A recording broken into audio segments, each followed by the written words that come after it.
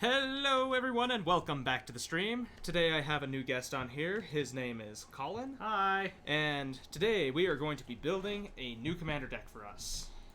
And I say for us because we are both interested in building this particular commander. His name is Omnath, Locus of the Roil. He's been my favorite commander card since I started playing the format. It was the second deck I ever made, and it was the first deck I ever won with. And I've loved it ever since. Yes. So, what Omnath, Locus of the Roil does is, he is 1 green, blue, red for a 3/3 legendary creature elemental. He's from the new set, core set 20. And when he enters the battlefield, it deals damage to any target equal to the number of elementals you control. So he counts as an elemental himself because he is one. So he'll always deal at least 1 damage, which is always nice. And whenever a land enters the battlefield under your control, you get to put a +1/+1 counter on target elemental you control. If you control 8 or more lands, you draw a card. So he kind of cares about landfall because he makes your elementals bigger, and he draws cards if you have enough. And it works well with it's kind of a callback to the previous version of Omnath, which was a lot more landfall heavy and had a sub-elemental, and now he cares more about elementals but still has the landfall element. Yes. And Omnath has always kind of been caring about mana and stuff like that. His first variant was he can just store green mana for you. So just as a little background to Omnath, he is a manifestation of the mana of the plane of Zendikar, and he just came into existence when the plane started getting attacked. Yes. And ever since then, he's just kind of been around as the will of the world. Yes. He is honestly one of my favorite commanders to build around too. Just any of the green Omnath commanders are fun. They're all green, but I've never built around the original one because his deck is super expensive. I think last time I tried to build it, it was like $500. Yeah, no. Don't feel like spending that much. Yeah, no. But anyways. The rest of them, though, yes. pretty easy to build on a budget if you want to. Yeah. So, this particular one is 3 colors, so you do have to kind of stretch a little bit on the price, just because lands are kind of expensive. Mm-hmm. But, aside from that, he's a pretty decent, cheap option for building around. Because most of the elemental strategies you're going to be using aren't super expensive, which is really nice. Yeah, and like a lot of there are a lot of elementals that do similar things to each other, kind of. And so you can, like, if you can't afford the better version of it, you can use the other one, which is probably cheaper and maybe costs 1 more mana. There's also one other thing I'm going to mention about this particular deck. It is not an infinite combo deck. There is a few infinite combos that you can do with this one, like the food chain combo, but we're not doing that here. So, if you're looking for an infinite combo deck, this is not the deck for you. Nope. Infinite combos are fun, but they shouldn't be in everything. Exactly. I have a deck devoted to that already. I have a deck that does that too. Yeah. It's kind of our guilty pleasure. Infinite combos are not always the best to play against, but Nope. So that's why I built this one, not that. But anyways, let's get started with the cards that I'm going to be sorting through, and we have to make about 23 cuts at the end of this. So yeah, it's gonna be fun. It's gonna be fun. First card up in the list is Crop Rotation. When you cast it for a single green at instant speed, you have to sacrifice a land in addition to its other costs, but you get to dig up any land and put it onto the battlefield, and then you shuffle. This is really good for early game fixing, and with some things that care about lands being put in the graveyard and recurring lands, you can replay lands that you've sacrificed to this, and if you're just using it turn 1, you can just get all of your colors really quickly. Yep. Because like you can play a forest and then use that to get a tricolor land. Exactly. Then you have all your colors at the beginning of the game. Yep. Next up, we have the card Burgeoning. It's an enchantment for 1 green, and it says, whenever an opponent plays a land, you may put a land card from your hand onto the battlefield. This is, like, super ramp. Turn 1. If you play this turn 1, you immediately get targeted. Oh, yeah, definitely. It's just, like, it doesn't always do stuff during the late game, but, like, if your hand's mana flooded, this is a real good way to get rid of all that. Also, this is just, like, one of the quintessential green enchantments. Yes. It is such a powerful enchantment. I I built Omnath, Locus, or Rage, which is the previous variant, and I took it apart to build this deck because I wanted to add blue onto this because blue is personally my favorite color in the game. But I played a Burgeoning turn 1 and immediately got hated out of the game. I mean, I wonder why. It turns out when you have 5 mana on turn 2, people don't like that. Yeah. Kind of overpowered. Yes. Alright. Next up, we have Tempt with Vengeance. It is one of the Tempting Offer cards. It costs X and a red. And it says, Tempting Offer. Put X 1/1 red elemental creature tokens with haste onto the battlefield. Each opponent may do the same thing, but for each opponent who does, you get to do that again. So, at worst, you're making a bunch of 1/1 elementals, which, working with doing that before you put out Omnath, that's going to deal a ton of damage to something. Yes. And then if they do decide to do it, like you politic with somebody about, like, hey, if you accept my tempting offer, I won't attack you for a couple of turns, well, then you just have added benefit. Yes. Or if it's like, oh, we need to get rid of this person. If someone takes these elementals, I can get rid of them. Mm-hmm. You can politic that way, too. Yeah. So, like, at worst, it's a bunch of 1/1s. At best, it's even more. Yes. So, it's a pretty good card. Because since you're more privy to the elemental tribal than the other people are, normally them getting a bunch of 1/1s isn't going to affect you as much. Unless someone else is playing a mirror deck. Oh boy. Which you do plan on building this yourself, so. It's true, though. It is very true. Next up, we have Exploration. It's a 1 green to play an additional land each turn.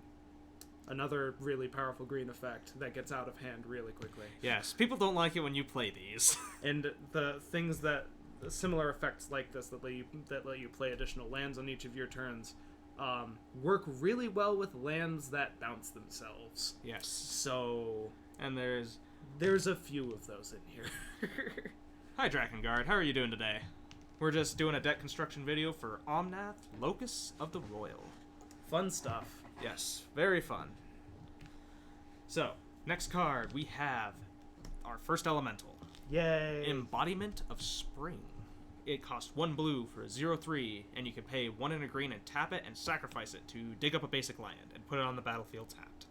So it is both an early game blocker and ramp.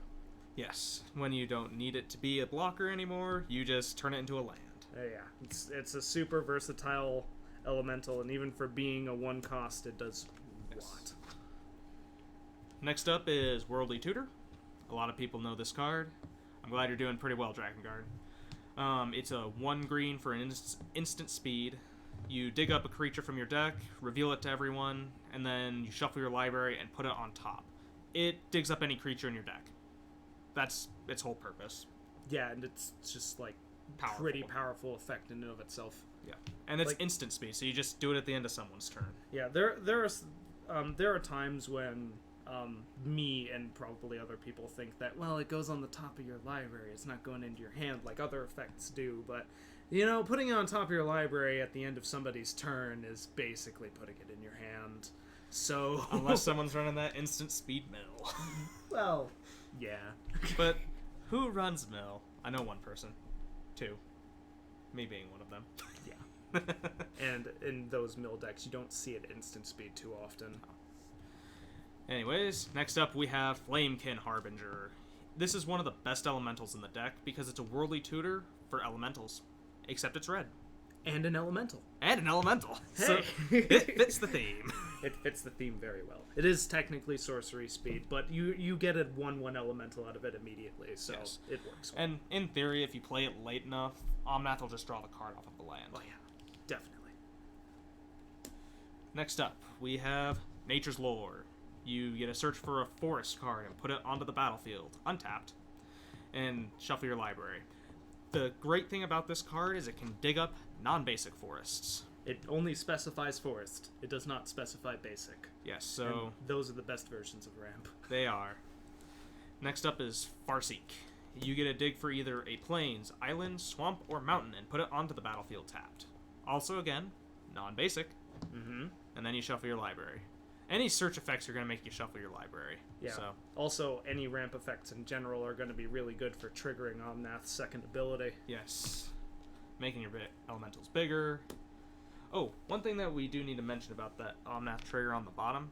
It says any elemental. It doesn't specify any other elemental. So Omnath could target himself, so you can kill people with commander damage that way. Yay! Yay, commander damage. Best way to win. Yes. Next up, we have Growth Spiral. This is a relatively new card. It costs a green and a blue to draw a card, and then you can put a land from your hand onto the battlefield. The important thing here, though, is its instant speed. Yeah, so you could do it you can do it as a combat trick. You could do it at the end of somebody's turn to get a little bit of a leg up on your turn. It's a very versatile card. It is. I'm gonna be honest that I didn't remember that this card existed. I have a spare one. Cool. Next up is Counterspell. 2 blue, counter target spell. Self-explanatory. Yep. Moving on. Yeah, we don't need to discuss that one. Arcane Denial is another counterspell. It costs 1 and a blue to counter any spell. But that spell's controller gets to draw 2 cards at the beginning of the next upkeep. They may, so they need to remember. But then you also get to draw a card at the beginning of the next turn's upkeep. So the trick to this card is don't remind them to draw the cards. You can be mean and not remind them to draw the cards. However, if you draw a card, they're likely going to remember you drawing that card yeah, and definitely. Remember why they can draw cards. Oh, definitely. But, also, normally people don't forget, so like... Yeah. But this counterspell in particular is pretty good in my mind, just because it's like, I'm sorry I took away your toy. You get 2 cards to replace it, though. Yeah, the only mild danger with that is you could give them something better. That's the mild danger, but they're going to draw it within 2 turns anyways, if that's the case. You're just speeding up the process a little bit. Yeah. Next up, we have Heroic Intervention, which is 1 and a green, instant speed, permanents you control, gain hexproof, and indestructible until end of turn. It protects your board. Yep, one of the best combat tricks in recent years. Yes. I am happy I have a copy of this. There's only one other thing that I can think of that does this, and it's a creature, Selfless Spirit, but it's not an elemental and it's white. So yes, and it only gives indestructible. It doesn't give the hexproof. Yes. So like this is one of the best combat tricks I've seen in recent years. The fact that it gives hexproof also protects your board from exile effects, unless it's a board wipe.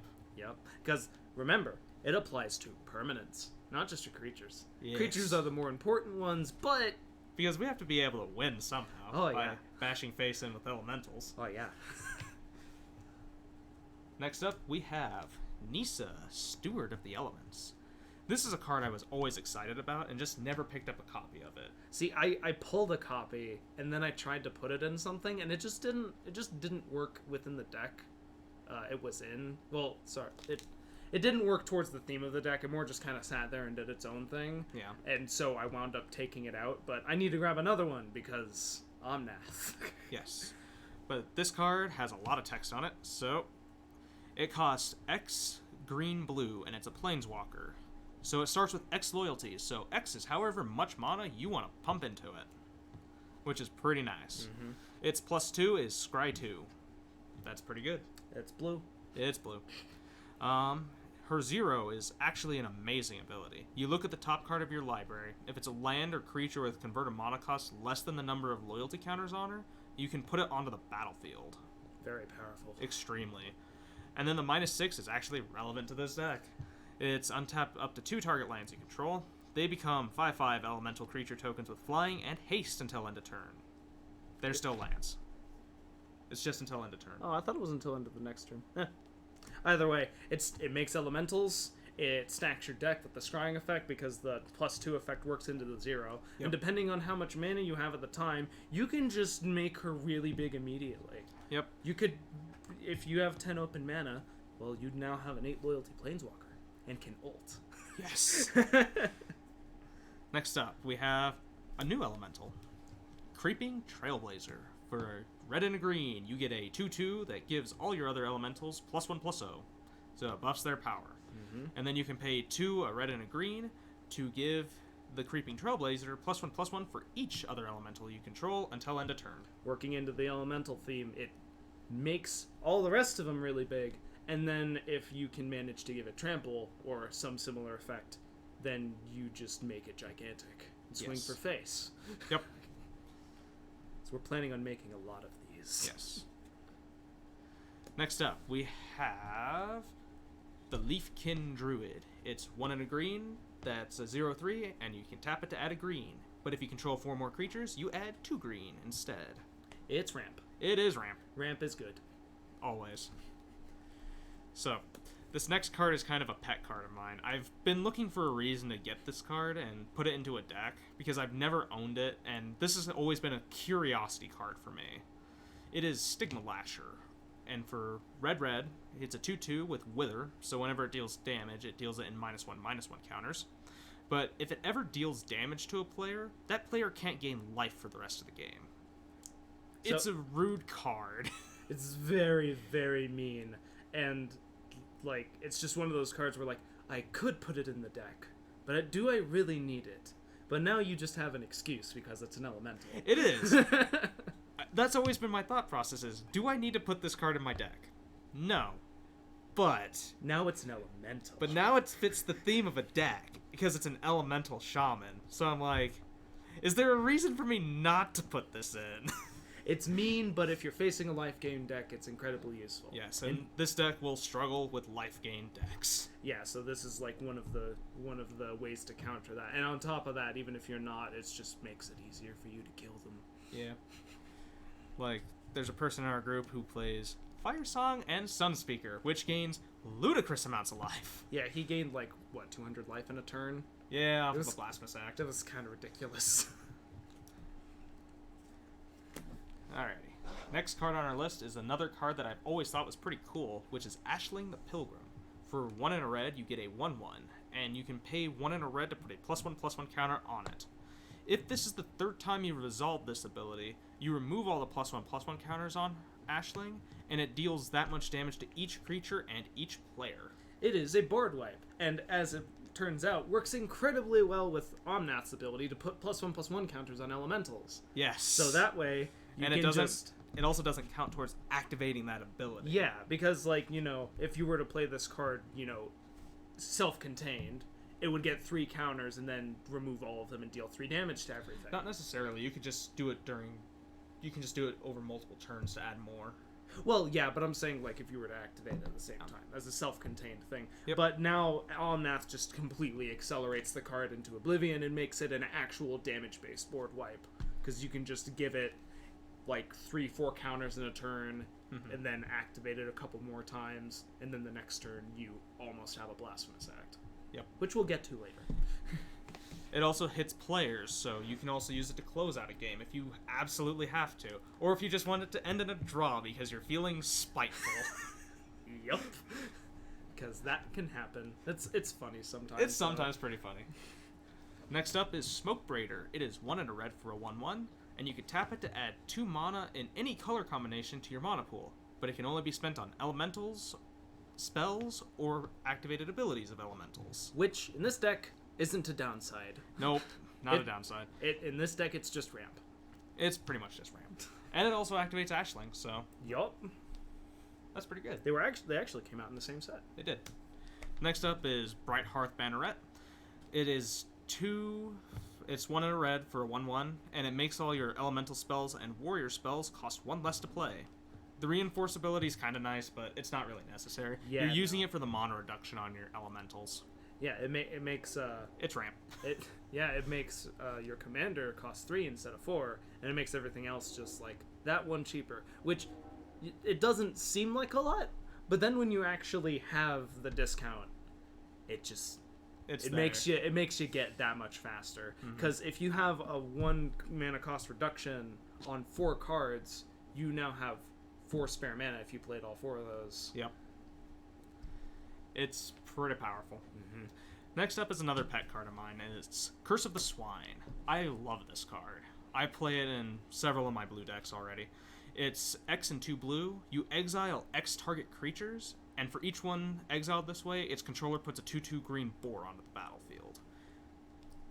It's really good blanket removal if you really need it. And we have Ham Nation from Mac. Oh yeah, Ham Nation. Ham Nation! but it's something that I haven't actually put it in a deck yet, but I've always thought it was a good just blue control spell. Yes. Because if you have stuff that you can't deal with, this is exiling. It gets around indestructible. Yes. And it's in blue, which is extremely rare for that color. Yeah, normally, like, green things would do it, but it probably wouldn't exile it. Yeah. Like, Beast Within is a similar card, which we'll get to here soon. Yep. But just having that kind of blanket removal is really nice. It is. Next up, we have Lightning Greaves. The equipped creature gets haste and shroud. Costs 2 colorless. Costs 2 colorless and equips for nothing. Yep.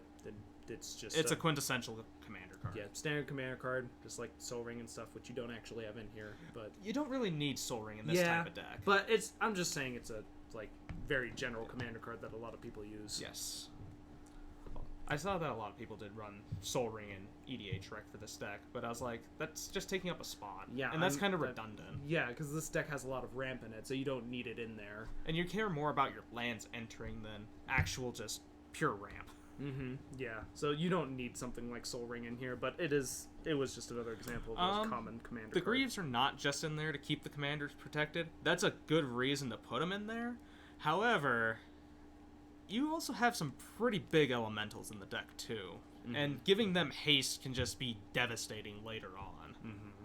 Or if you ramp into them super early, then it's like, oh, you have a 7/7 that I can't target anymore, and is hitting me in the face. Crap. Yeah. Facing down giant elementals is terrifying sometimes. Yes, it is. Next up is Blue's big card, Cyclonic Rift. It wins games by itself. Yup. It returns a target online permanent you don't control to its owner's hand, and you can overload it for 6 and a blue, which means that you replace each instance of the word target with each. So it's a blue board wipe for 7, but it doesn't wipe your board. It's a one-sided board wipe. Yes. Usually when you cast this, you are either on the edge of dying, or you're winning that turn. On the edge of dying or the edge of victory, this card brings you through. Yes. This deck is for me. This is my variant of this. Yeah, no, I'm still working on mine. Yes. This stream is probably going to give me some ideas. Yes, he's getting some ideas from cards that I've selected as well. Mm-hmm. That aren't too terribly expensive, because he usually builds on a budget. Yeah, I don't, like, the most expensive deck I ever built, and I'm about to finish, costs in total around $250, and I've been building it over the course of 3 years. So I work on a major budget. Yes. He works on a budget, and a lot of these cards that we've seen, like Exploration, is $30. Mm-hmm. I didn't get it for that. I've had it for a while, and yeah. I picked it up when it was pretty cheap. Yeah, but also just like the ideas of seeing how he's building his will help me figure out how I'm working mine, because right now I'm conflicting ideas. Yes. So this is also to help him build his and show off how I'm building mine. And also because we both love Omnath. Yes, we both love Omnath. Next up, we have the Coarser of Crufix. It is 1 and 2 green, not an elemental. It is a 2/4 that allows you to play with the top deck of your library revealed. You can play lands off the top of your deck, and whenever one enters the battlefield under your control, you gain a life. It is just another standard, really good green ramp card. It helps set up the top of your deck, because then you're moving off lands from the top of your deck to make way for other stuff. Yeah, your opponents get to see them, but that's not a huge downside. It's not that big of a downside. Honestly. And this also brings up the idea of non-elementals in the deck.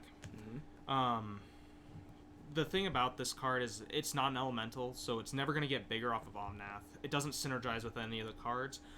There's going to be a few more cards that are non-elementals in the deck, and any card that's a non-elemental in this deck has a good reason for being there. Mm-hmm. It's the only reason that I would ever put something that's non-tribal into a tribal-esque deck. Sometimes you just need the extra utility. Yes. And some of these non-elementals might get cut at the end of this. Who knows? Probably not this one. Probably not that one. Also, yes, this is the poor man's Oracle of Malaya. Yeah. It is. Next up is the card Elemental Bond. It is 2 and a green, and whenever a creature with power 3 or greater enters the battlefield under your control, draw a card.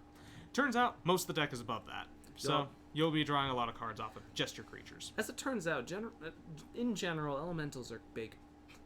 Just, they are. Yep. And also, it says elemental bond. Yes. It does. But it's also an enchantment, so it's hard to target. Yeah, there isn't, like, enchantments are one of the harder permanents to remove in Magic in general. Yes. So. Next up, we have Eternal Witness. It is 1 and 2 green for another non-elemental. It's a 2/1, but it returns any card in your graveyard to your hand. Yeah, it's just really good for just having a little bit of recursion. Yes. Because every deck needs just a little bit. Yes. Just Oh no, they blew up my boots. I'll just get them back. oh no, they blew up my Verdant Force. Just get it back. Yeah. We'll get to that one later. Yeah.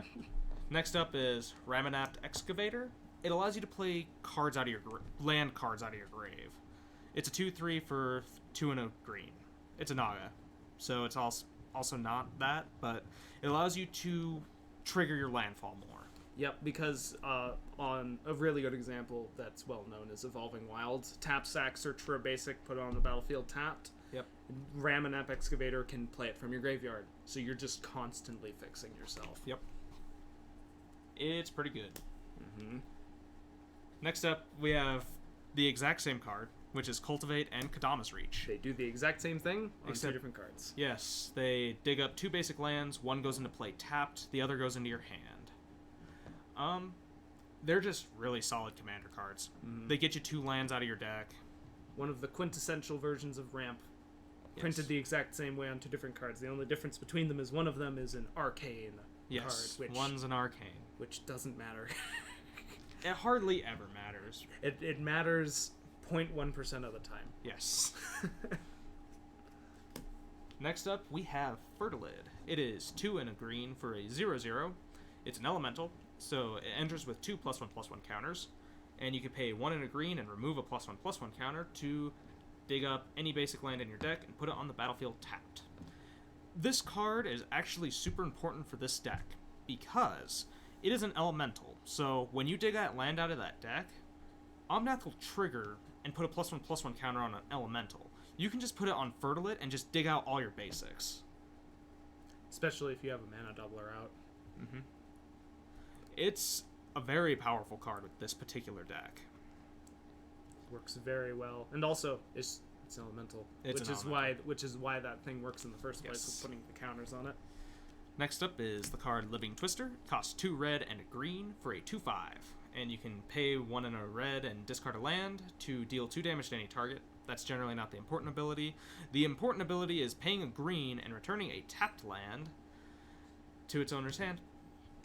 Which will allow you to re-trigger landfall abilities Yes. and stuff like that. And though Omnath Locus of the Roil doesn't say landfall, put a +1/+1 counter on an elemental if you control it or more lands, draw a card. It is. That landfall was a keyword that came out in Zendikar, and people generally call those effects landfall because that's what it is.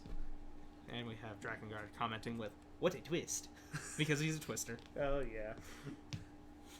I always liked this card. I never put it in my original Omnath just because I don't have as much of the synergy with in graveyard land stuff. Yeah. But I think I might put it in this one.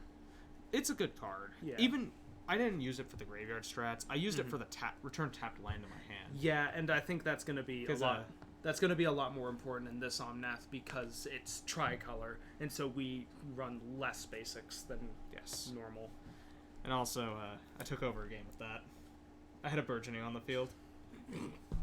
Good job. Good job, bud. Yeah, that with burgeoning breaks it pretty hard. Yeah, sounds like it. Next up, we have Crucible of Worlds. It does what that Naga does and allows you to play lands out of your grave. And it's an artifact for 3. So it's the same thing except it's not on a creature. Yes. So it's harder to remove. It's a little harder to remove, but there's a lot of artifact removal. Yeah, artifacts can be removed like a lot more frequently than enchantments can in terms of that. Next up, we have another counterspell, and personally one of my favorite counterspells. It's Counterflux. For 2 blue and a red, you have Counterflux counters a target spell you don't control. You can overload it for 1, 2 green, and a red. 2 blue and a red. 2 blue and red. Sorry about that. And so it'll target every spell on the stack, but the important clause here is it's uncounterable. You can't counter this card if that goes off. So paying the overload on it is actually kind of important if there's a lot of spells on the stack. Because a lot of spells say you can target other spells on the stack. All the counter magic does that. Yeah, one good example of where this would be really useful is since it counters spells you don't control. Say you play a board wipe, and a lot of times when you play a board wipe or something that's going to kill other creatures, generally people like to respond, get some value out of their stuff before it goes, or protect it from going at all. Yep. And this says no. It says no. Period. Period. We're done. Unless they run one of the very niche corner cases. Which there's a few, but not a ton. Yep. Next up, we have Void Slime. For a green and 2 blue, you can counter target spell, activated ability, or triggered ability. This was recently printed on another counterspell called Disallow. It's one of the most popular counterspells played because it goes in every blue deck because it doesn't have the green requirement. But I like Void Slime. Yeah, it's just good. It's a good card. It's just a good counterspell, and if you're playing green-blue, why not? Plus, I don't own a Disallow. So, I want to play Disallow with Void Slime. You are disallowed from owning Disallow. No. Next up, we have Undergrowth Champion, which is 1 and 2 green for a 2/2 elemental. If damage would be dealt to it, you can remove a +1/+1 counter and prevent all the damage that'd be dealt to it. And landfall, when the land enters the battlefield under your control, you get a +1/+1 counter. So Omnath actually makes this a very hard to get rid of blocker. Removal spells will probably have to be spent on this card. Oh yeah, definitely. Because it's just not going to die in combat. No, it'll not die.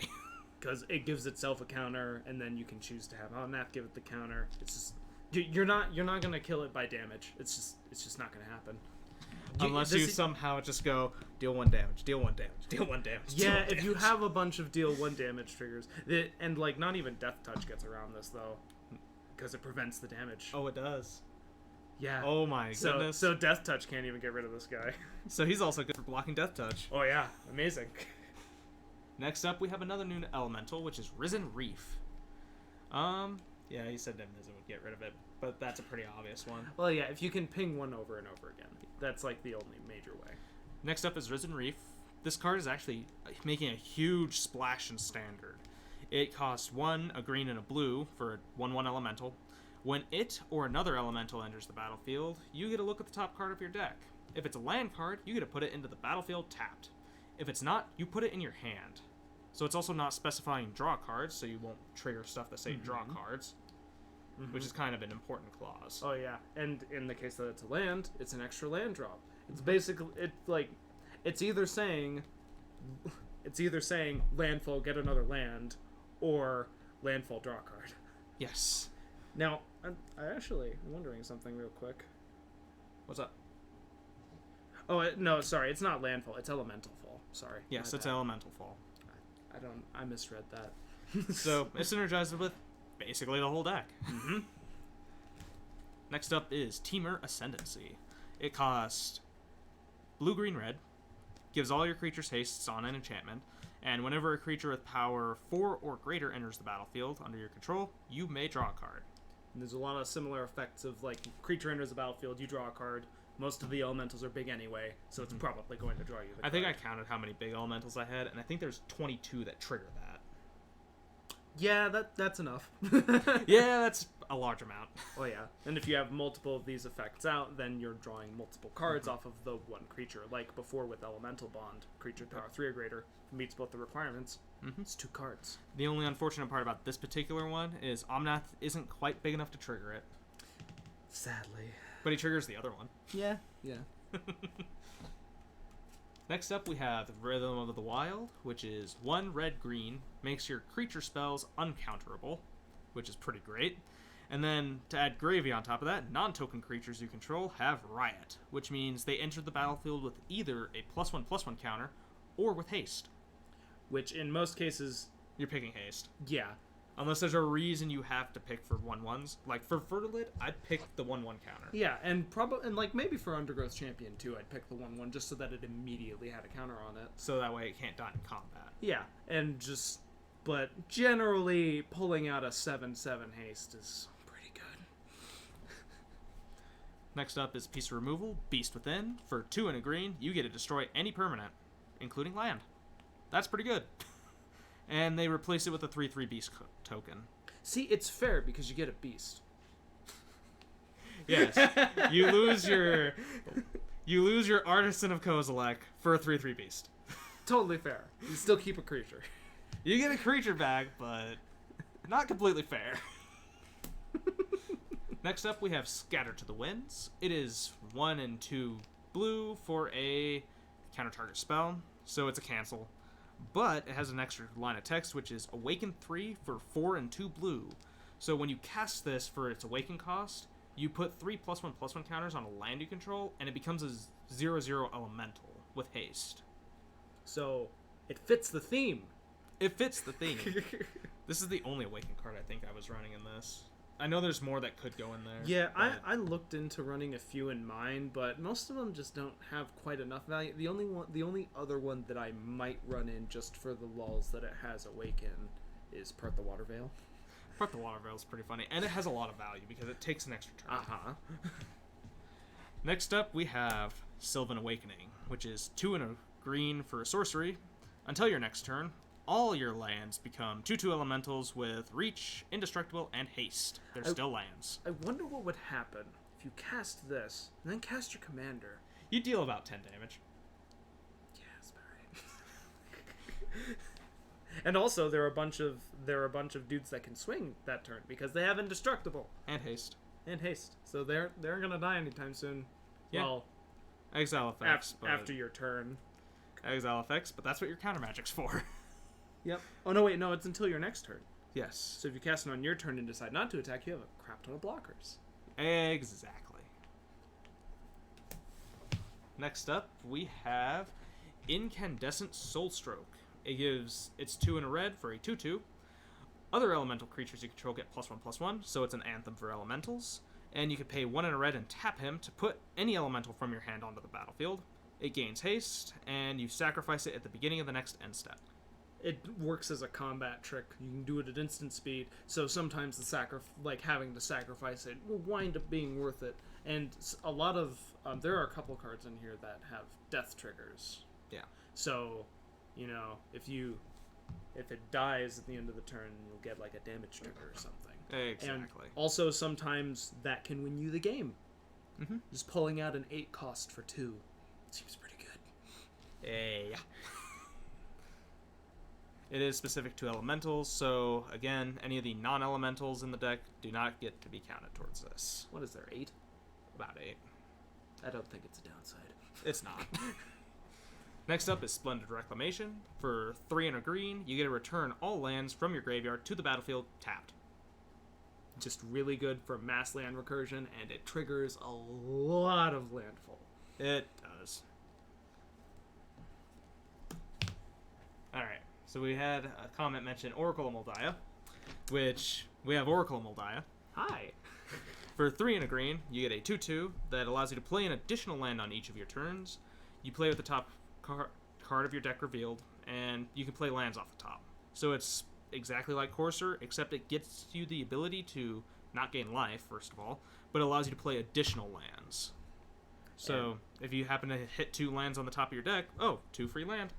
And so now we have the poor man's Oracle of Malaya and the Oracle of Malaya himself. And if you have both of them out, and you have 2 lands on top of your deck, You also gain 2 life.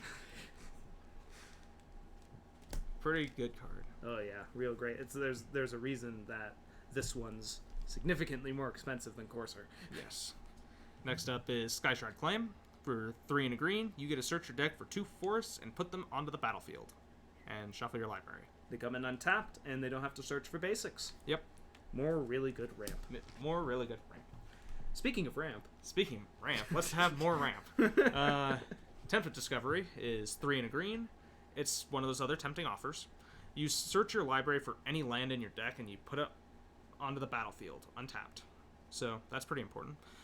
Each opponent can choose to do that, but for each one who does, you get an additional land out of your deck. So if you have 3 opponents, you could potentially get 4 land out of your deck. 4 of any land for 4 seems pretty good. Yeah. But a lot of times I find this one you don't get people accepting the tempting offer too often unless you either make a deal with somebody or they're desperate because they're getting mana screwed. But it is still really good to search for any land for 4 because, like, with comparing it to Sky Shroud Claim, you do still have to search for a forest. This grabs anything. It does. So it's still a pretty good card. Yes. Otherwise, you can also be helping someone set up because, someone played an Urborg. Oh, they're just going to go grab their Cabal coffers and skyrocket ahead. Yup. So it helps them too, but I find that most of the time they wind up not accepting it because they don't want to help you out. They don't want to give me 2 land. Next up, we have Forgotten Ancient. It is 3 and a green. It's a 0/3, and whenever any player casts a spell, you get to put a +1/+1 counter on him. And at the beginning of your upkeep, you can move any number of +1/+1 counters from Forgotten Ancient onto anything else. So it works really good to buff your other creatures, and also it just gets really big on its own. Yep. So if you didn't want to move the counters, hey. Yep. Also, I find that sometimes I can use this card as a lightning rod. So, like, you know, I have this other 6/6 and this other 4/4 that do amazing things, but this thing's big. 9/12 at this point, and they can't not ignore that. Yeah. Especially when it's swinging. Yep. Next up, we have Chandra, Novice Pyromancer. This is kind of an interesting choice on my end for this one. It costs 3 and a red for starts at 5 loyalty planeswalker. I'd be using it mostly for the +1, which is elementals you control get +2/+0 until end of turn. Its -1 is you add 2 red to your mana pool, which is actually still pretty relevant. Mm-hmm. And then its ult is really weak at -2 for it deals 2 damage to any target. But sometimes you just need that 2 damage to push the damage over the top. Or sometimes you need the 8 from the +1 by giving elementals another 1 point of damage. 2. Oh, it is +2/+0. I misread that. So it'd be another 16. Yeah. And if they all have trample, well, there you go. You're likely winning off of this. It's an excellent Anthem card. And it doesn't benefit other players like Coat of Arms does. Oh yeah, that's definitely a plus. Next up we have Mina and Den, Wildborn, a non-elemental. It costs 2 and a red and a green for a 4/4. It allows you to play an additional land each turn. That's the big reason it's in there. Mm-hmm. However, you can pay a green and a red to return a land to your hand, and a creature gets trample. It's a really easy way to get trample and another way to re-trigger landfall because it's returning it to your hand and then you can play it again, especially with the play additional lands effects in the deck. Yes. So it also gives the ultimate keyword for the deck, trample, which is pretty good. That is something that this deck will use a lot. Mm-hmm. Next up, we have Rite of Replication. This is a famous blue card. Costs 2 and 2 blue. You can cast it for a kicker, though, which is 5 colorless, or 5 generic. So it would wind up costing 7 and 2 blue. Yes. But you put a token onto the battlefield that's a copy of target creature. If it was kicked, you put 5 of those tokens onto the battlefield instead. You know, it'd be really nice to have 5 Verdant Forces. Yes. Oh, I passed the turn. I get 5 Saffrelings. 6, if it's my own. Yeah. That's pretty good. Yeah, really good card. And you can also copy other people's creatures as well. Mm-hmm. So if you want to That's why I said if it was my own. Oh, yeah. Okay. So you can copy somebody else's threat if it's giving you problems. And then you can get 5. Next up, you have Obsidian Fireheart. For 1 and 3 red, it's a 4/4. And you can pay 1 and 2 red to put a blaze counter on a land. As long as that land has that blaze counter, it has, at the beginning of your upkeep, this land deals 1 damage to you. Now, you can only put 1 on per land, but it is still a constant stream of damage. Yep. And since you can put it on different lands, you just put 1 on each of their lands. Yep. And then they're dying. Then they're taking 7, 8 damage a turn. See, this card has always conflicted me because I personally don't like land hate that much, but this card doesn't specifically do that. No. It just it makes kind them of does that. It kind of does that. It makes them want to get rid of their land. But at the same time, it's still a really good elemental. It's a very good elemental. For its cost, you break even. And Obsidian Fireheart has the best reminder text ever. The land continues to burn after Obsidian Fireheart has left the battlefield. Yes, it does. It is also very red costed, which could be problems early, but I don't see myself playing this elemental early. Yeah, no. If you play that on curve, that's kind of an issue. Well, no, I wouldn't.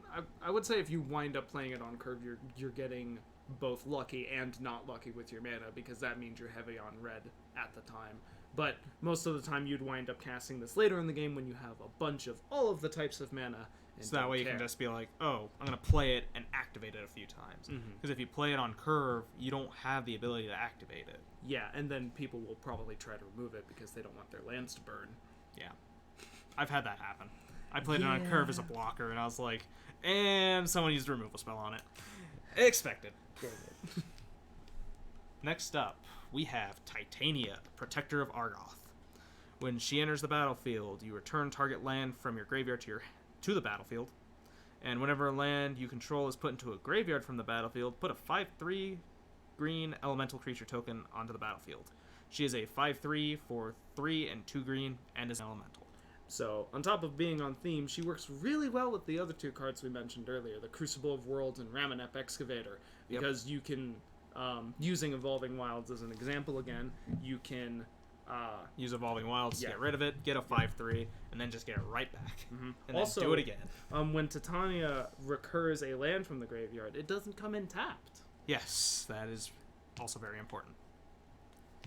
Alright, next up we have another Planeswalker. It is Nisa, who shakes the world. For 3 and 2 green, she starts at 5, and has a static ability, because she was from War of the Spark. Whenever you tap a forest for mana, add an additional green. That's pretty good. +1, put 3 +1/+1 counters on up to one target non-creature land you control. Untap it. It becomes a 0/0 elemental with vigilance and haste that's still a land. It permanently becomes an elemental. Yep, the effect lasts indefinitely. Yes. It's an elemental. Then her -8 is you get an emblem with lands you control have indestructible. Search your library for any number of forest cards and put them onto the battlefield tapped. Then shuffle your library. Does not specify non-basic. While it is a little, towards green, it is still a really good effect to give all your lands indestructible. Yes. Because if you're turning your lands into elementals, them having indestructible is important. Pretty awesome. Does the deck have any way to sacrifice lands on command? No. Not aside from just some of the lands being able to do it themselves. Well, there are a few effects, though, that, bounce lands to hand, and then there's the Twister that can discard it. Yes. But, aside from lands that sack themselves... No. I don't think there is really a way to do that. I did think about putting a Zuran Orb into the deck, which is pay 0, sacrifice a land to gain 2 life, and it costs 0 to cast. It's a pretty good effect. Yeah. But I decided not to go with that route. Next up we have Shamanic Revelation. It costs 3 and 2 green, and you draw a card for each creature you control. And it has Ferocious. You gain 4 life for each creature you control with power 4 or greater. Life gain, draw cards. Good enough. Oh yeah, it's just a really good green card. It is. Next up is Zendikar Roil. It costs 3 and 2 green. It's an enchantment, so it's hard to get rid of sometimes. And whenever land enters the battlefield under your control, put a 2/2 green elemental onto the battlefield. It's just really solid landfall card, and it gives you elementals. Yep. Theme. Next up is Nisa Vital Force, another Planeswalker. For 3 and 2 green, you get a 5 loyalty Planeswalker. +1 is untap a land you control. Until your next turn, it becomes a 5/5 with haste. It's still a land. -3, return target permanent from your graveyard to your hand. It's a permanent card. So you can't grab instants and sorceries with it, so some of your ramp you can't grab, but that's okay. But really, the -6 is one of the big reasons it's in the deck. You get an emblem with whenever land enters the battlefield under your control, you draw a card. You may draw a card. You don't have to. More drawing cards off of landfall. More draw cards off landfall. Yay. Also, having the -3 there as another form of recursion in the deck is also really good, just because, you know, sometimes it's not on your mind when you're building a deck. I know sometimes I forget about it, but just like having the few in there. And this one can do it multiple times if it sticks around. If it sticks around long enough, yeah. Which it makes it really good. Also, I just like the art on Nisa Vital Force. Yeah. That Planeswalker art is in particularly really pretty to me. The blue background with her being green is just makes it splash really nice. Yeah, it's a really good color mix.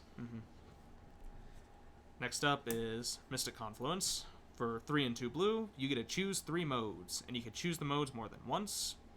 It's an instant, and it can counter target spell unless its controller pays 3 mana. You get to return target creature to its owner's hand, or you can draw a card. And you can pick these modes multiple times. So I could be like, I want to counter this, and you have to pay 3. Counter this, you have to pay 3, and I'm going to bounce a creature to your hand. Or you can just be like, I'm going to pay 5 and draw 3 cards. Yeah, just do that at the end of somebody's turn and load your hand. Yep. Or if you like really want to make sure somebody doesn't cast a spell, you could just choose the first mode 3 times. Or if you want to make someone really mad, you just bounce their entire board. Yeah, let the giant creature resolve and then bounce it. Make them waste their mana again. Oh yeah. Next up is another new elemental. It is the Cavalier of Flame. This is the only of the new Cavaliers I put in my deck, because, well, we're about to see why. It's 2 and 3 red for a 6/5. You can pay 1 in a red to give all your creatures +1/+0 and gain haste until end of turn. So he is a haste anthem for a cost. That is pretty important to me. Yeah, also, if you have the extra mana for it, you can trigger it multiple times and just make your board real big. Yep.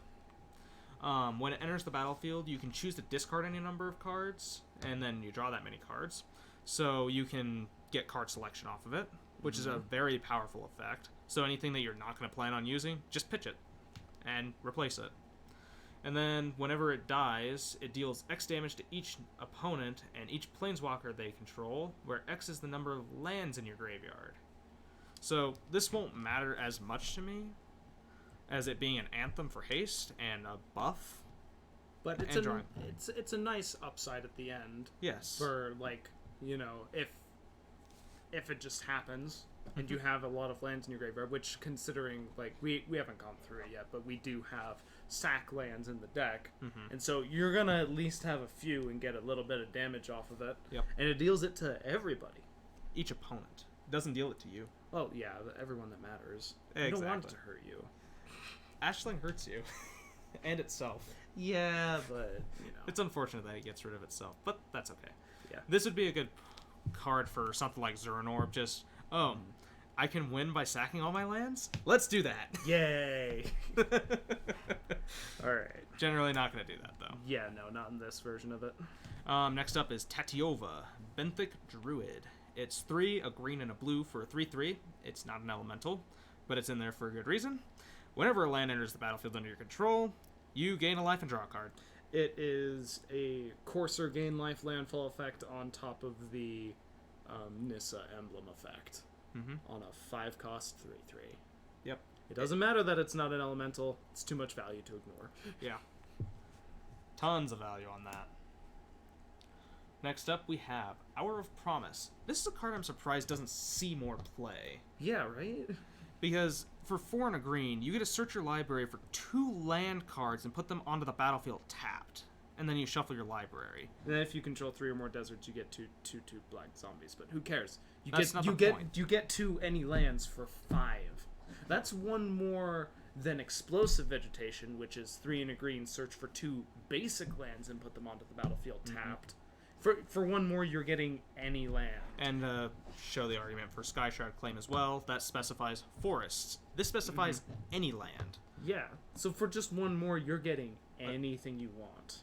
The other similar effect in this deck is the 10th with Discovery, which only searches for 1. Unless someone happens to take the offer, which generally and that's they still don't. Yeah, and that still costs 4. This costs 5 for 2. It should see more play than it does. Yes. I'm surprised a lot more decks don't run it. Because, oh, I could just turn Hour of Promise into a Cabal Coffers and Urborg. Mm-hmm. It's really good. Yeah. I'd run more if I had more copies. I'm probably just going to order more for the sake of it. They're like less than $1. Yeah. I should order more. Yep. Next up, we have a hated card in Commander, which is Malignus. For 3 and 2 red, it is a star, and its power and toughness are equal to half the highest life total among your opponents, rounded up.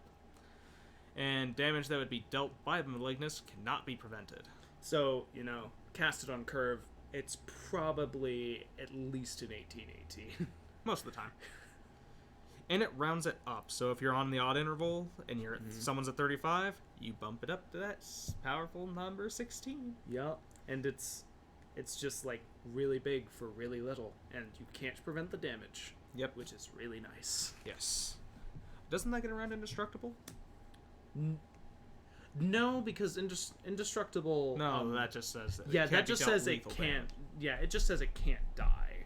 But it's so like it can take as much damage as. Yeah. It doesn't matter how much damage it takes. It's not going to die from the damage being taken. But if something prevents the damage, then it's like, ignore you. Yeah. Prevent, or like if something has.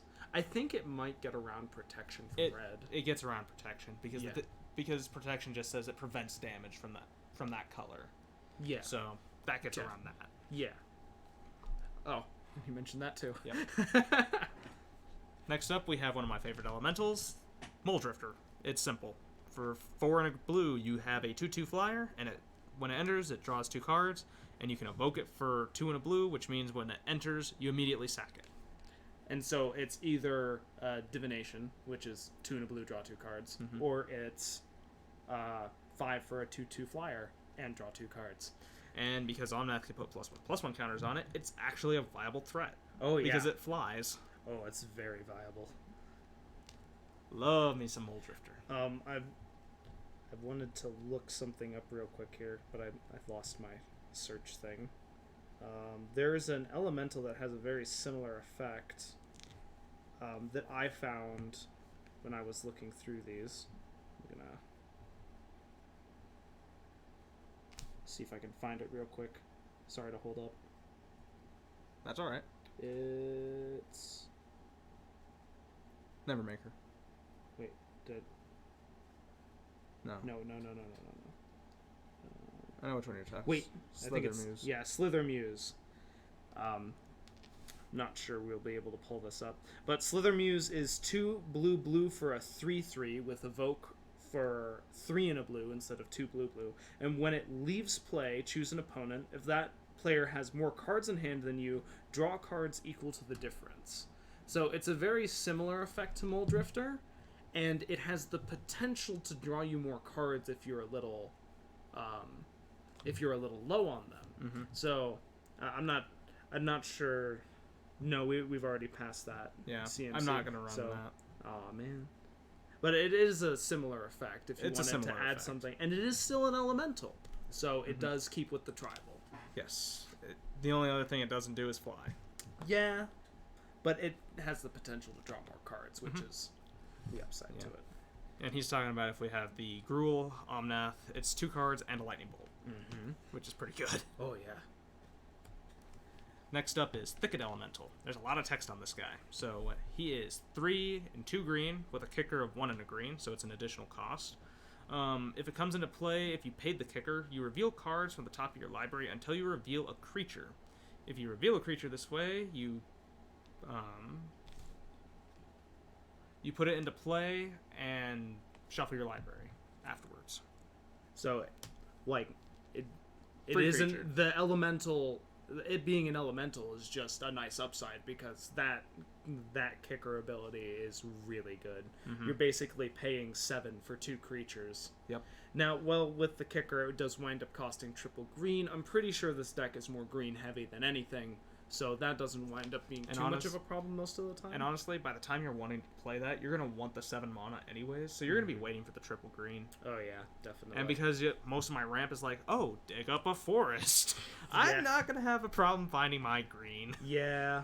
Unless I that's take true. a no green hand at the beginning. In which case, I'm a moron. Yep. You should always start with green. Always start with green. In this deck specifically, always start with green. If you're running green, you should probably start with any green in your hand. Oh, definitely. Next up is Bane of Progress. This is a great elemental.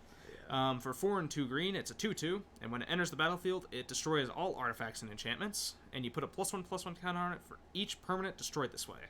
So while it does hit your own, there aren't like a crap ton of enchantments in this deck. No. There's a few really nice ones, but the fact that it does hit your own is mitigated by the fact that it hits everyone else's. And if you're playing against an artifact deck, that is a really good way to just ruin their day. Search up Panopticon. I don't think I own that card. Panopticon? Okay. Yeah. Let me... Panopticon... Oh. No, Panopticon's a plane. Oh. Are you talking about Panharmonicon? Oh, yeah. That's probably what he meant. I'm not running it. I only own one and it's in a deck. So Panharmonicon is 4 for an artifact. It's 4 colorless, or generic for an artifact. If an artifact or creature entering the battlefield causes a triggered ability of a permanent you control to trigger, that ability triggers an additional time. Yeah, he was talking about Panharmonicon. I only own one, and it's currently in a deck, so it's not going in here.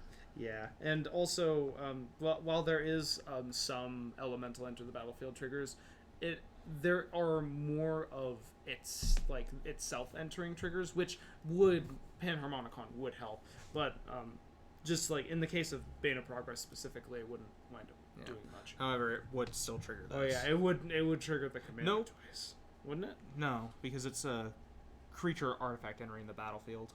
Yeah, Would cause it. It triggers on the land. Oh no, but I was talking about its top ability. The top ability would. Yeah, trigger that would twice. wind up dealing a lot of damage. Yeah. But I was thinking of it on the lower half. Yeah. All right. It's still a really good card though. Yes. And it would be a possible include in here if he had one. And I did think about it. Yeah. I thought about taking it out of the other deck and putting it in this one, but I also only have one, and it's currently in a deck. next up we have Rishkar's Expertise.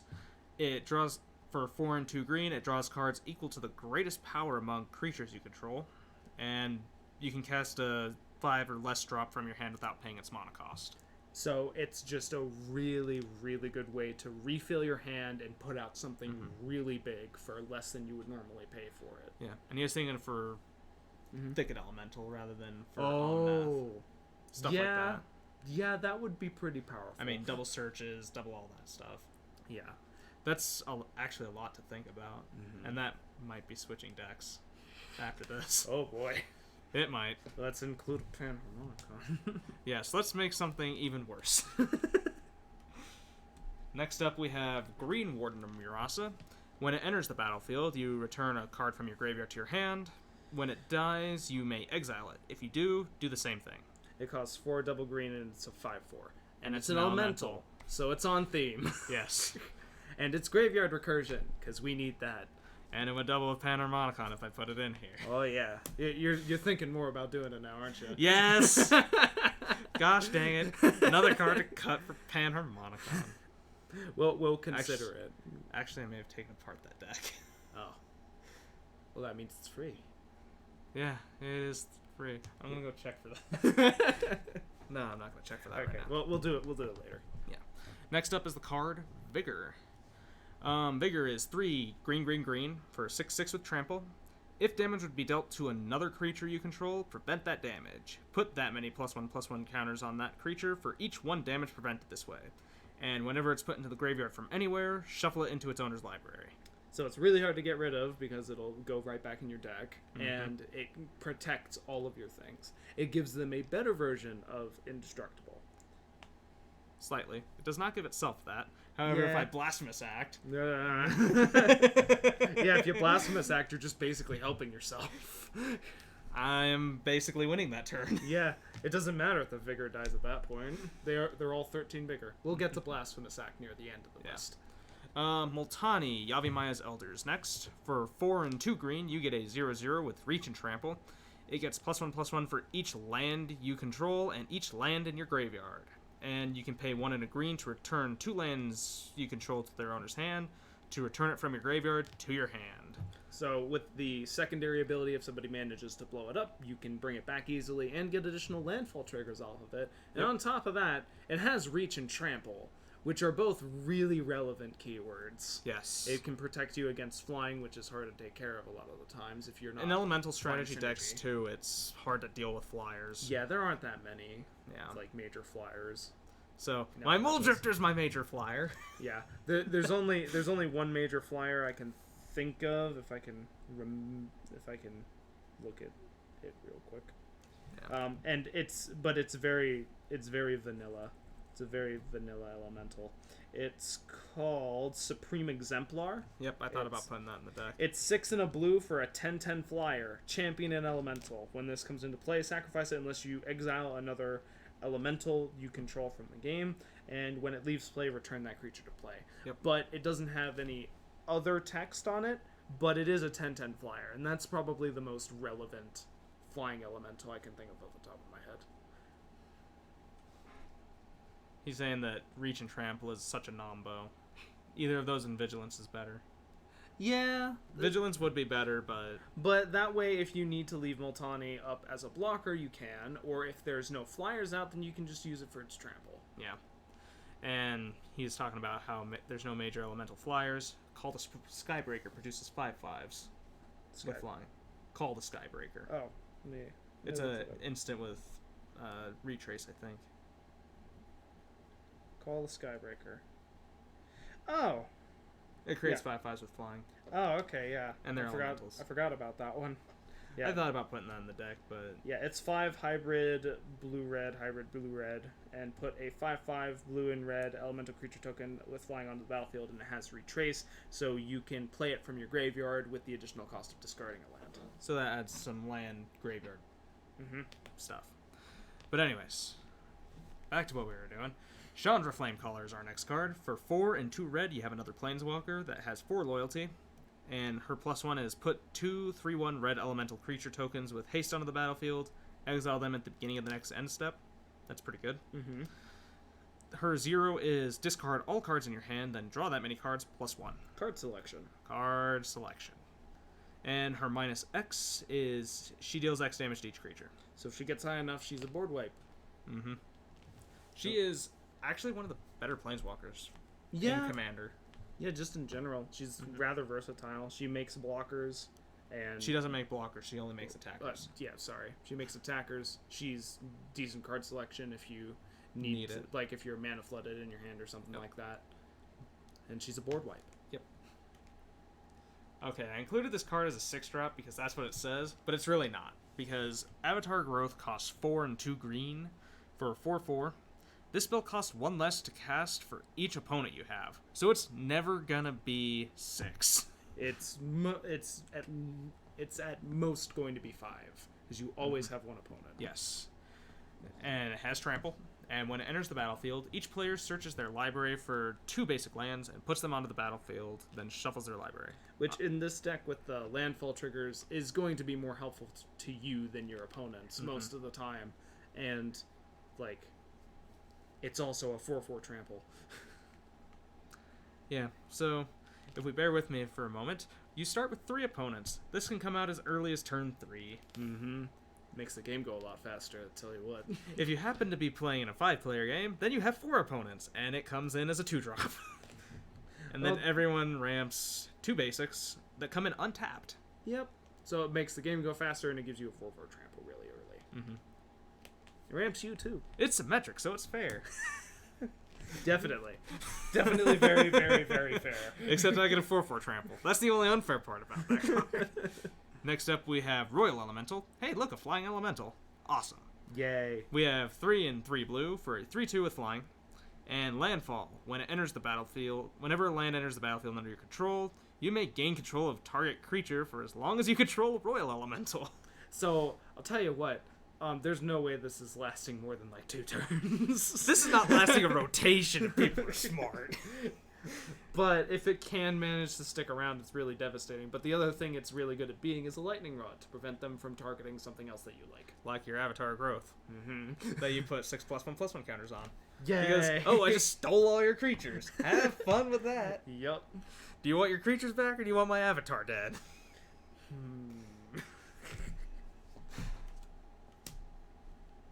Okay, next up we have Deadeye Navigator, which has a lot of controversy around it, because it costs 4 and 2 blue for a 5/5 with Soul Bond, so when it enters the battlefield, or another creature enters the battlefield, if it's not soul bound, you can soul bind it to this. Basically, it pairs it up with it. Yeah. So, as long as Deadeye Navigator is paired with another creature, each of those creatures has, you can pay 1 and a blue to exile this creature, then return it to the battlefield under your control. So you can really abuse enter the battlefield effects with this card. That's its whole purpose, and a lot of people see this as kind of an unfair card. But if you think about it, it's not. It does cost 6, so it's going to be a little bit later when everyone's getting out their big stuff anyway. Yep. So like in terms of that, it's like pretty fairly costed. Mm-hmm. I think the main thing that people don't like is that the flicker effect only costs 2. Yeah. It costs 2 to flicker, and if someone tries to target the Deadeye Navigator while it's soulbound, you can just flicker it and stop that removal spell. It'll just cancel it, basically. But the only thing is people can respond to you having to soulbind it again. So if you have to soulbind it, it doesn't have the soul. It's not paired up with anything at that moment, so it's susceptible to removal then. In which case you probably have a counterspell ready. Also, it works really, really well with your commander. Yeah, it works excellent with that commander. It works really, really well with your commander. Or, let's just get all of our lands out with the Avatar Growth. Let's just make everybody get all their lands out and see who has the most. Probably the green decks.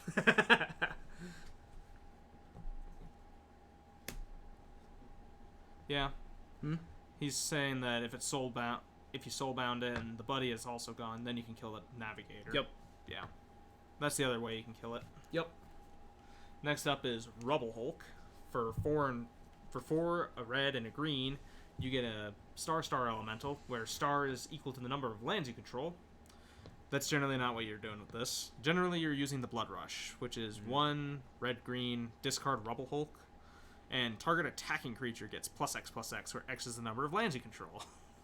So if you really, really need it as a creature, you can do it as a creature. But generally, you're gonna just like swing out, let blockers be declared, and then one thing that didn't get blocked, murder you. Yup. Because in this deck, you're probably gonna have quite a bit of lands out. He's saying Flicker the Moldrifter, Titania, or Risen Reef. Oh, yeah. Those are all excellent targets. That's why why it's in there. That's why Deadeye's in there. It synergizes so well with so many cards in my deck. You know what else it is? Huh. Another reason to put in Panharmonicon. You have a point. You really need to put that in there now. I do. We'll go look for it later. I'll look for it later. It'll make it into the 99. Oh yeah. So we'll cut an extra card at the end. Yeah, I'll cut an extra card. So we'll need to cut 24 instead of 23. Yep. So we have Soul of the Harvest. For 4 and 2 green, you get a 6/6 with Trample. And whenever another non-token creature enters the battlefield under your control, you may draw a card. Oh, what do you know? Another thing that synergizes that Panharmonicon! Also, it's really good card advantage in green. The double Soul Bond trigger would do nothing, because it says you can only Soul Bond it if it's not paired. So after the first one triggers, it's paired with something, so Soul Bond no longer affects it, I think. Something. I'll dig it up real quick just to be sure, though. Right there. It says Soul Bond states, you may pair this with another unpaired creature when either enters the battlefield. They remain paired for as long as you control both of them. So, getting 2 doesn't matter. Yeah. Because then it would be paired, because either target has to be unpaired. So, it wouldn't matter. But just more draw cards for playing your creatures. Yeah. That's so good. More draw. More card draw. What's even better is more elementals with Omnath, Locus or Rage. My favorite commander ever. There's my Gruul one. It is a 3, 2 red, 2 green for a 5/5 with landfall. When a land enters the battlefield, you get a 5/5. red and green elemental. And whenever Omnath, Locus of Rage, or another elemental you control dies, it deals 3 damage to target creature or player. So a lightning bolt. Oh yeah, it works really good if you have him out during a board wipe. Yes, works so great. Oh boy. And now we'll start being able to utilize lightning bolting people with Omnath. Yeah, because one of the things with using Omnath the Locus of Rage as your commander is when it goes to the command zone, that is considered a replacement effect of death. So it doesn't trigger itself with the lightning bolt trigger. So what people will do is they'll remove Omnath first And then wipe the board, which you'll still do with this being on the battlefield and not being your commander. But you get punished for removing it. Yeah, you still get the 3 damage off of himself. Yes, which is nice. He's still my favorite commander, though. Next up, we have a famous elemental known as Avenger of Zendikar. Hey, they're from the same plane. Hey, they are. And for 5 and 2 green, you get a 5/5, and when it enters the battlefield, you put a 0/1 plant creature token onto the battlefield for each land you control. Yay. I wonder what it's gonna do with those plants. It has landfall. When a land enters the battlefield under your control, you may put a +1/+1 counter on each plant creature you control. Man, just a bunch of giant plants. They might as well be trees at that point. Yeah. They may as well just be giant trees. And even though they're not elementals, you just made 8 of them along with a 5/5 off of 7 mana, so who cares? Yep. The other interesting deck tech on this is it says each plant creature, so... Oh yeah, if you have an elemental plant, you also give it counters. Yeah. There's only one elemental plant, and it's not in the deck. It's it's a 7/2. Isn't it Kazandu? Something like that? No. No. It started with a K. There's one that begins with a P, like Phytotitan or something like that. Oh yeah, Phytotitan. Yeah, Phytotitan Is a 7/2 that recurs itself. Yeah, I'll go ahead and I'll go ahead and pull it up. Phytotitan is 4 green for a 7/2, and when it dies, return it to the battlefield tapped under its owner's control at the beginning of the next upkeep. At the beginning of their next upkeep. Oh. So it's slow. Yeah, it's really slow. But it's a plant elemental, so it'd get +1/+1 counters from Avenger if it was in the deck. I think there's another plant elemental. There might be. Let me look it up. Oh, there's 7. There was a lot more than I thought. Me too. Where's the one that I was? Creeper Hulk. Creeper Hulk is 3 green for a 5/5 trample, and you can pay 1 and a green until end of turn. Target creature you control has base power and toughness 5/5 and gains trample. It's pretty good. So it's really good for buffing your smaller stuff that you put out earlier, but it might be a little too slow for this deck. Yeah. So that was the other one that I was thinking of. Yeah. And the other ones are not going to matter right now because we're getting off topic. Yeah, we're getting way off topic. Let's move back. So, next up is Zendikar Resurgent. Mm-hmm.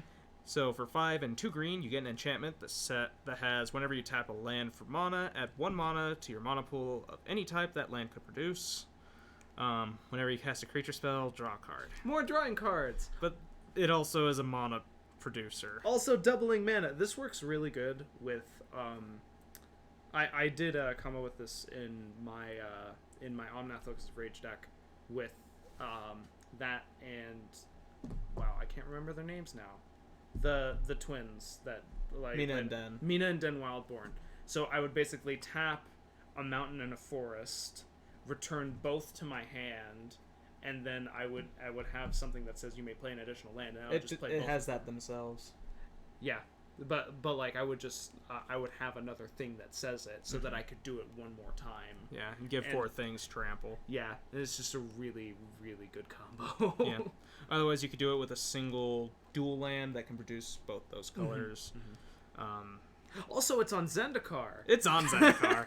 We love Zendikar. The theme is Zendikar, apparently. Yay! Until this next card, which is Tooth and Nail. Man. Which is Mirrodin. Dang it. That's fine. It's still a really good card. It is an excellent card, because for 5 and 2 green, you get to choose one of these abilities. You search your library for up to 2 creature cards, reveal them, put them into your hand, then shuffle your library, or put up to 2 creature cards from your hand onto the battlefield. It also has the ability Entwine for 2 generic. If you pay the Entwine cost, you get to do both those. So you can do 7 for 1, or 9 for both. Yes. Seems good to me. Yes. There's also a famous combo with this, which involves Protean Hulk, right? It involves Avenger Zendikar. Oh. Not what I thought. Next up, we have Maelstrom Wanderer. It's 5 and Teamer, which is 5 blue, red, green for a 7/5 that gives all your creatures haste, but it has Cascade. So when you cast him, you reveal cards from the top of your deck until you reveal 2 cards with converted mana cost less than his. Each of them has to be less than his cost, and you get to cast them for free. And the rest of those cards go on the bottom. So, on top of giving all of your stuff haste, which is really powerful, it's also a 7/5 that gives you 2 free spells. Yes. Which, worst case scenario, it gives you 2 of the smaller things that still help out your elemental tribal. In best case scenario, it gives you 2 giant things. This thing can cascade into Avenger of Zendikar, and having a surprise one of those hit the field is not going to be funny for your opponents. No, it never is. The only issue with this card is Cascade does not trigger on it entering, it triggers on it being cast. So, Deadeye Navigator does not synergize with this. Nope. But this card is excellent, and it's an elemental. And now we're going to hit a cycle. We're hitting the cycle. We have 3 force cards. We have Tidal Force. For 5 and 3 blue, you get a 7/7 elemental. With, at the beginning of each upkeep, you may tap or untap target permanent. It's really good because you can tap down problem attackers that you think might hurt you, or when it comes back to your turn in your upkeep, you can tap down a blocker so that you can get through easier. You can also do other generic stuff with this, like if you're trying to hold open counter magic, you can hold open less mana because Tidal Force will untap your land. Yeah, like if you know that the person going next isn't, if they're playing white, you know they're probably not going to hit you with a counter spell, but the person after them is playing blue, so you can leave. You can go down to 1 mana. At their upkeep, you go up to 2, and at the blue player's upkeep, you go up to 3. Now you have enough for a counter spell. Yeah. Next up is Verdant Force, which we've been talking about this entire stream. For 5 and 3 green, you get a 7/7 elemental that has, at the beginning of each upkeep, create a 1/1 green sapperling creature token. It doesn't create elementals, which is kind of odd, but each upkeep, you get an additional blocker, which is pretty good. Yeah, and if that winds up building up and they don't die immediately from you blocking with them, then you have an army of blockers, and no one can get through a wall of plants. Yep. Sapperlings. They're not plants. Otherwise, Avenger with that would be great. Oh, it'd be amazing if that worked with that, but it doesn't. Oh, well, it's fine. So next up we have Magmatic Force, which is 5 and 3 red, the Force cycle. For all the colors that I can put them in. You have a 7/7 for 8. It's an elemental, and at the beginning of each upkeep, Magmatic Force deals 3 damage to target creature or player. So it lightning bolts. Lightning bolt every turn. It's really good. That's really dumb. There's the slight problem of the damage doesn't sack, so you can't kill anything bigger with it. But most of the time, if you can't hit any of the smaller creatures with it, you're just gonna hit somebody and make their life whittle down. But most of the time, you're going to be dealing with problematic utility creatures. Yeah. The other thing that is really good at, though, is you can hit a bigger creature at the beginning of somebody's turn to discourage somebody from attacking with it, because now it's weaker and will probably die. Yep. So, next up is Craterhoof Behemoth. Another non-elemental. There's a reason this one's in here. For 5 and 3 green, you get a 5/5 with haste. And when he enters the battlefield, creatures you control gain trample and +X/+X until end of turn, where X is the number of creatures you control. This is a really, really powerful, really, really expensive monetarily green card that wins you games. Yep. Almost guaranteed. The only time it doesn't is when somebody responds with a board wipe. Yep. Also, Magmatic Force with a Basilisk Collar or any form of Death Touch does kill anything. Oh, yeah. Because he deals the damage. We don't have also, that in here, though. Hoof, there it is.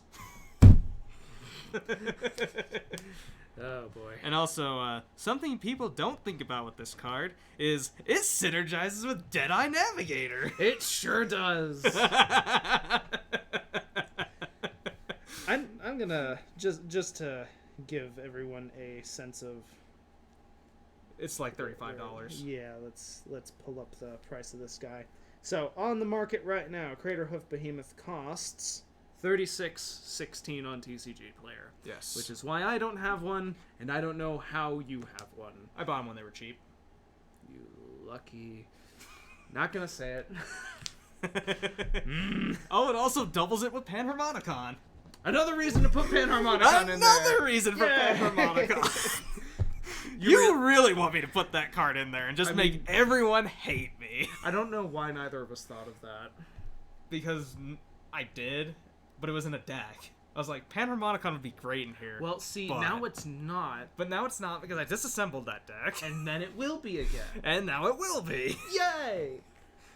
Everyone loves it. Yes. Next, another card we've been talking about a lot. Blasphemous Act. For 8 and a red, you get a sorcery, but it costs 1 less for each creature on the battlefield.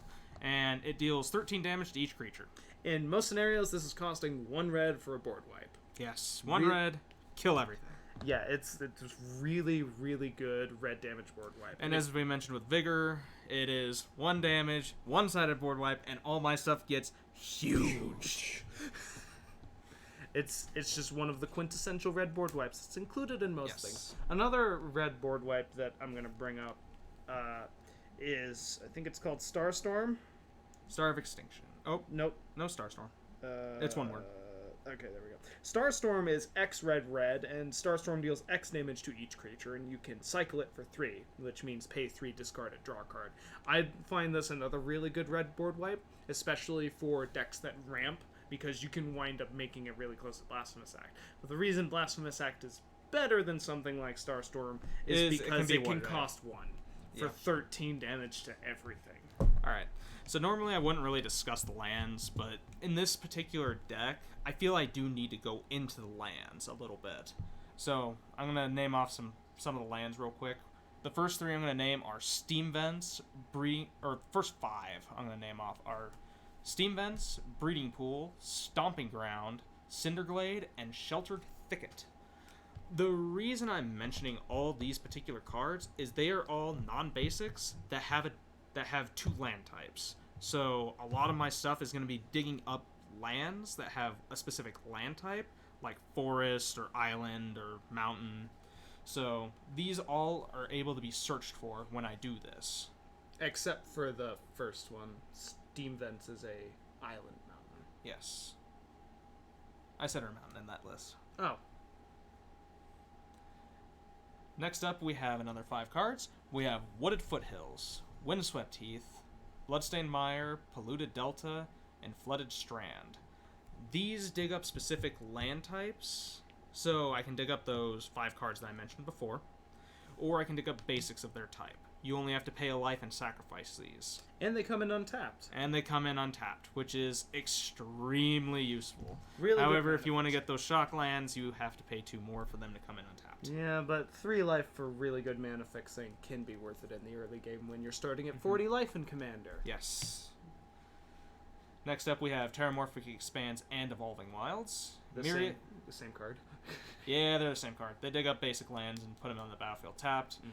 So that's pretty self-explanatory. These are 2 of the cheaper searches because those last 5 are kind of expensive. They're all pretty expensive. I happened to pick up a playset of them when they were cheaper, when they first came out.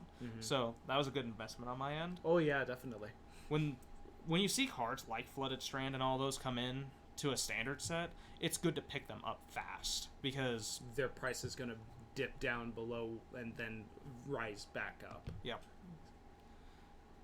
Next up is Myriad Landscape and Blighted Woodland. They dig up 2 basics out of your deck. The only stipulation between the 2 is Myriad Landscape does specify that you have to get 2 of the same, while Blighted Woodland does not. Yep. But they are still both basically search for 2 lands. Yep. One is 2 tap sack, the other one's 4 tap sack. They're just both really good ramp and work well with stuff like Crucible of Worlds and Ramanap Excavator when you can bring them back from your graveyard and search for more lands. Yep. Next up, we have Gruul Turf, Is It Boilerworks, and Simic Growth Chamber. These lands all require you to return a land you control to its owner's hand. So these allow me to get more enter the battlefield effects for lands.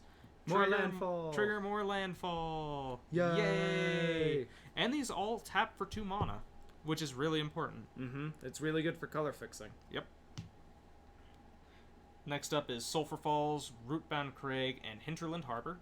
These lands all come in untapped if you control one of their land types of their colors. So Rootbound Crag would enter untapped if you had a forest or a mountain in play, which the shock lands count for that.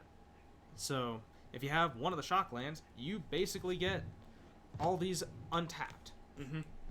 Because it will match at least one. Yep.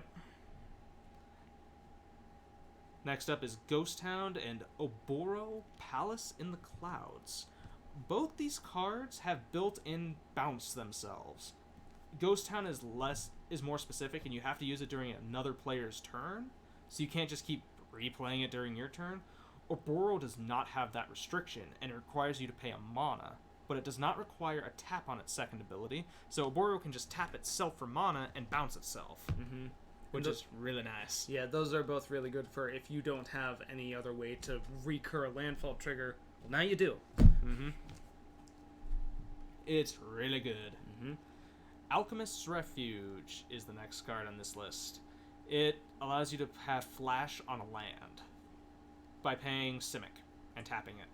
Yeah, it gives all your non-land stuff flash. So you get to play stuff at instant speed. So just, play your hand on the end of somebody else's turn and then swing for face. Next up is Reliquary Tower. You have no maximum hand size.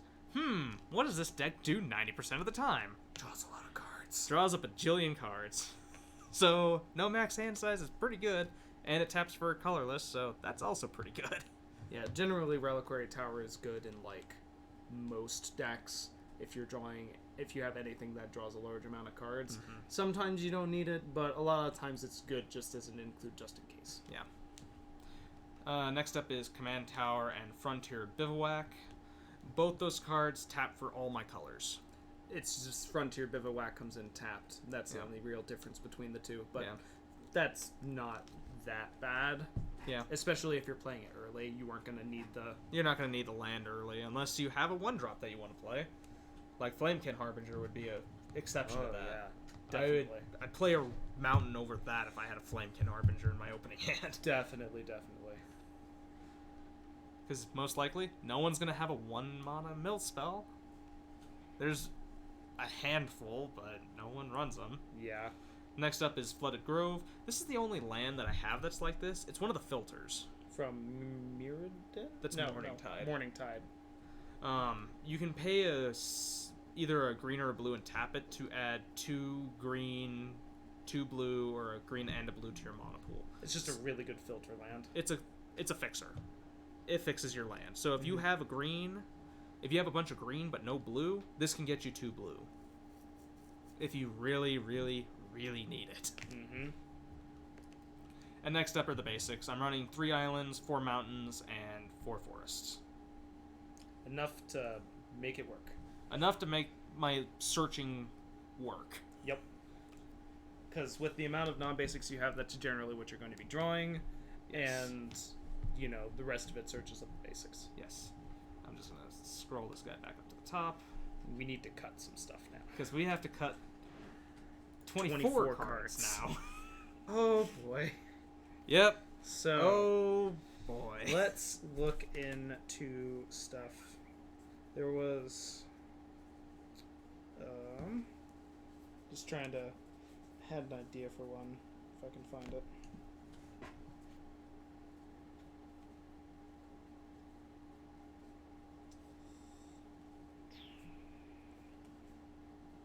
I don't know why I can't find it. I might have passed it. What is it? Don't remember it. Nope, that was... Okay, never mind.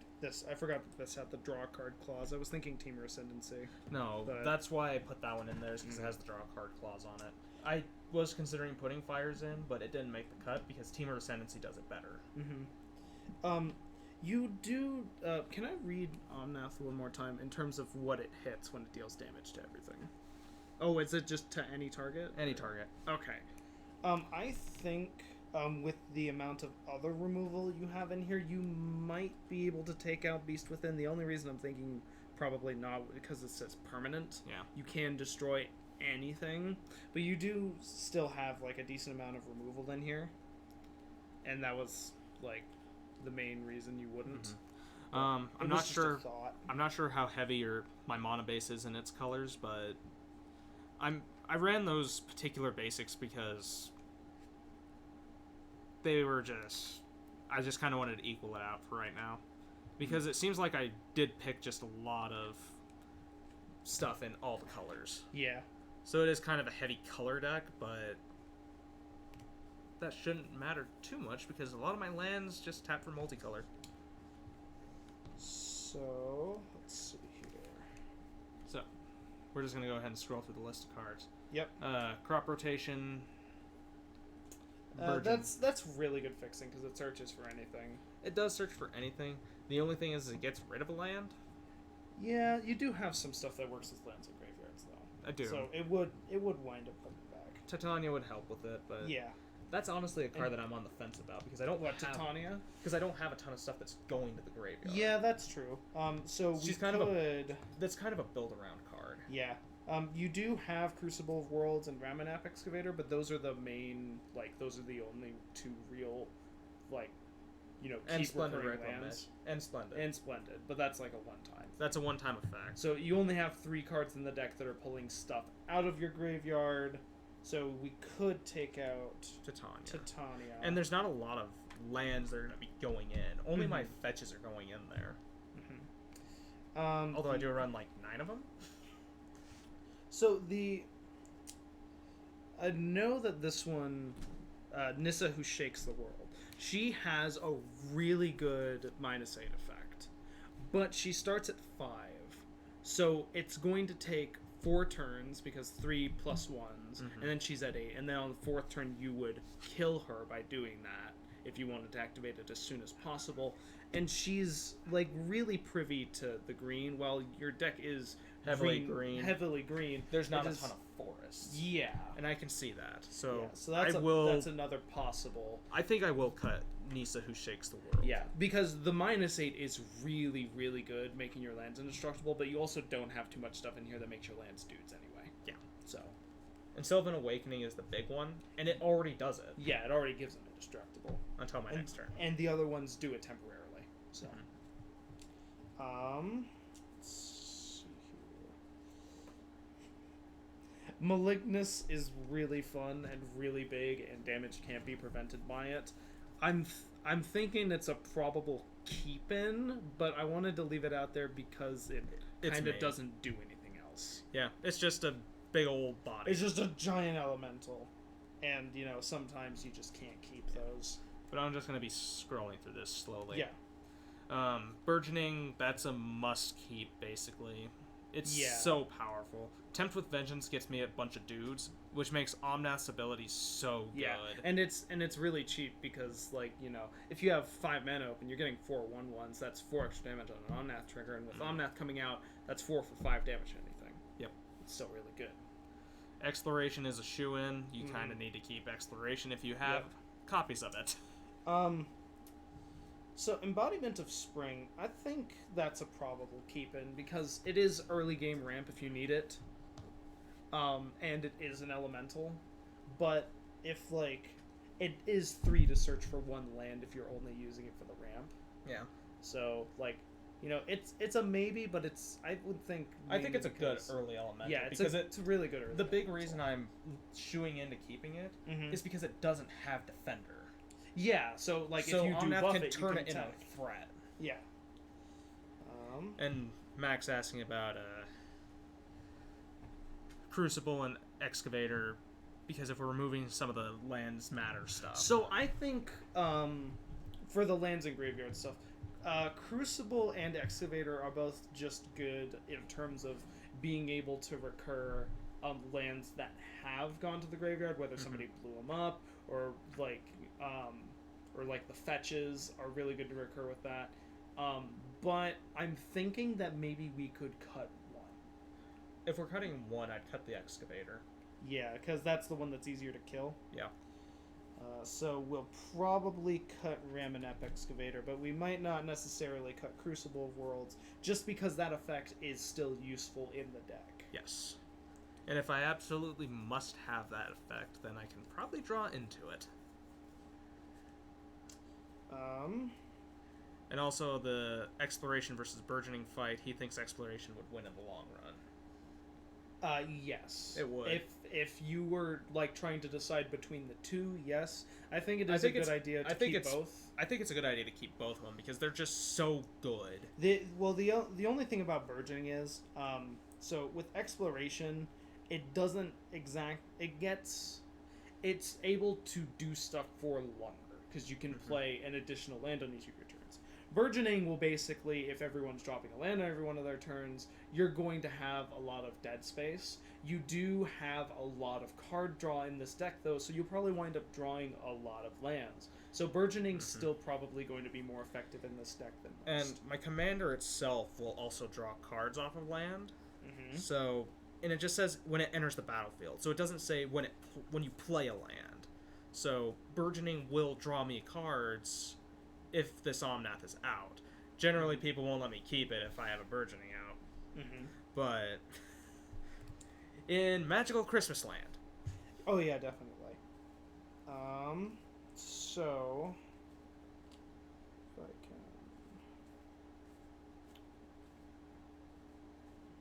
I'm just looking through here. Yeah. Trying to get some because it is hard to make some cuts for this. I'll scroll down a little bit more. The only reason I'd say keep Whirly Tutor in is because it digs up those non-elementals. Yeah, and If I so need does one. And so does Tooth and Nail if you really need them as well. And so Tooth and Nail outright wins games because of the famous combo, which is in the deck, which is Avenger Craterhoof. Yeah. If you have haste, all those plants I just win. It's a famous combo, but it wins the game. It's a means to an end. Yeah, also, there's only one card that enables the combo readily. And so, like, you know, in Commander, it's not going to come up that often, and when it does, well, there you go. And because I do run a lot of card draw, there's a chance I still won't get it. So, but there's a higher chance I will.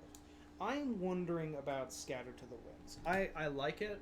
I like it because it has the Awakening bit, but how often are you going to use that? Honestly, most of the time I'm probably just going to use it as a counterspell. Yeah. It's still a counterspell with the Awaken. It is. But, like, most of the time you're not going to bother to pay the extra 3. Yeah. And you already have... Because that's me leaving 6 mana open, and this is already a mana-intensive deck. Yeah. So, I think just, like, you know, the temptation to use that when you probably don't need to is probably worth not necessarily keeping it in. Let's see here.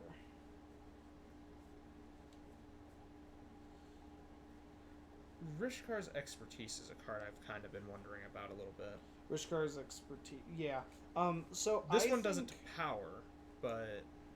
So, yeah, it does it equal to power, and you get to cast something for 3. That's the main thing for me. Like, if it was just 6 to draw cards equal to the greatest power, that's a little, like... There's a card that There's a card that does that for 5. Yeah. And it doesn't see much play. This sees play because you get to cast something for free. Yeah, and that's the main thing. We could...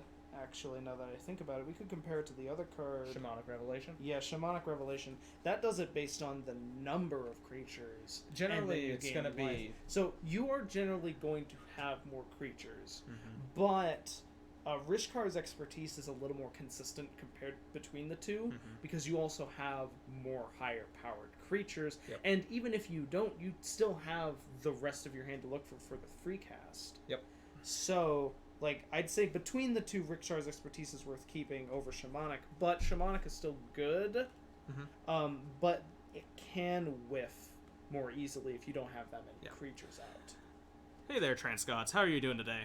We are doing a deck tech video for Omnath, Locus of the Roil in EDH, or Commander, for those who don't know what EDH is. And we are currently making cuts to the deck. Yes, we have run through the entire deck.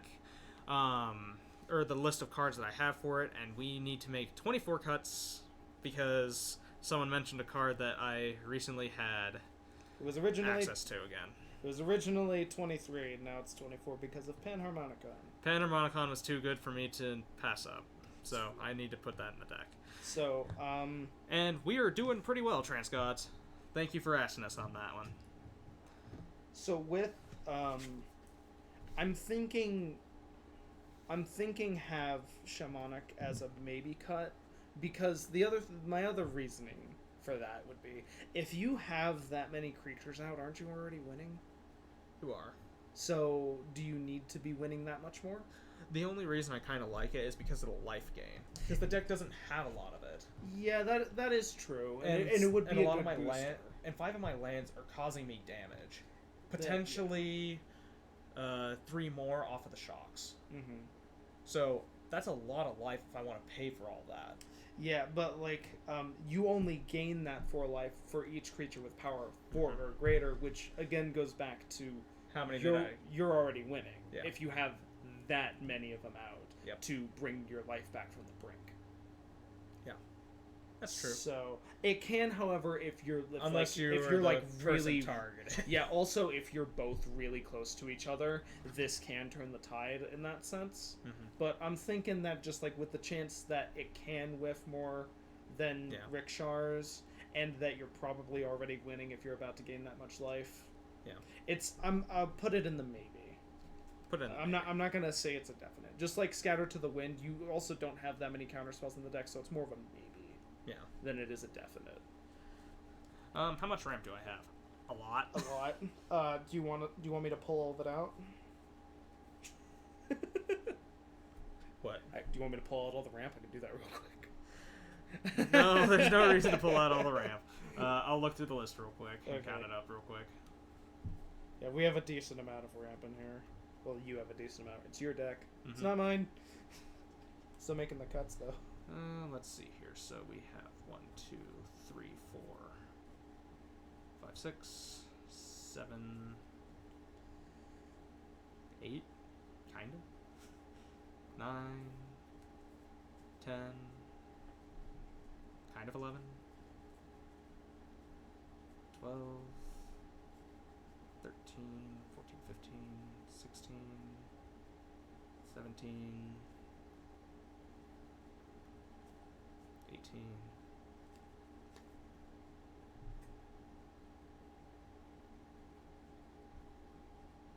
19. Yes, this is also presuming there is ramp in my there's land in my graveyard.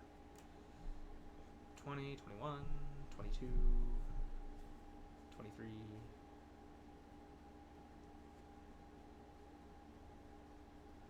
We're cutting that card, so I'm not going to count that one. Gavin'AGoodTime? Or which one? Nisa, Who Shakes the World.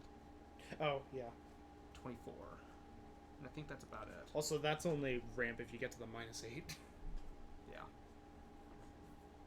Actually, no, it's a mana doubler, so I count it as ramp. Oh, right. I forgot about that part. 29. 30.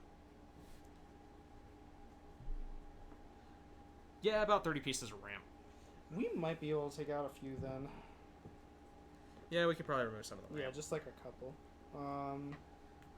Land count is 38. Yes. So... Which is why one of the graveyard people is on the brink of being cut.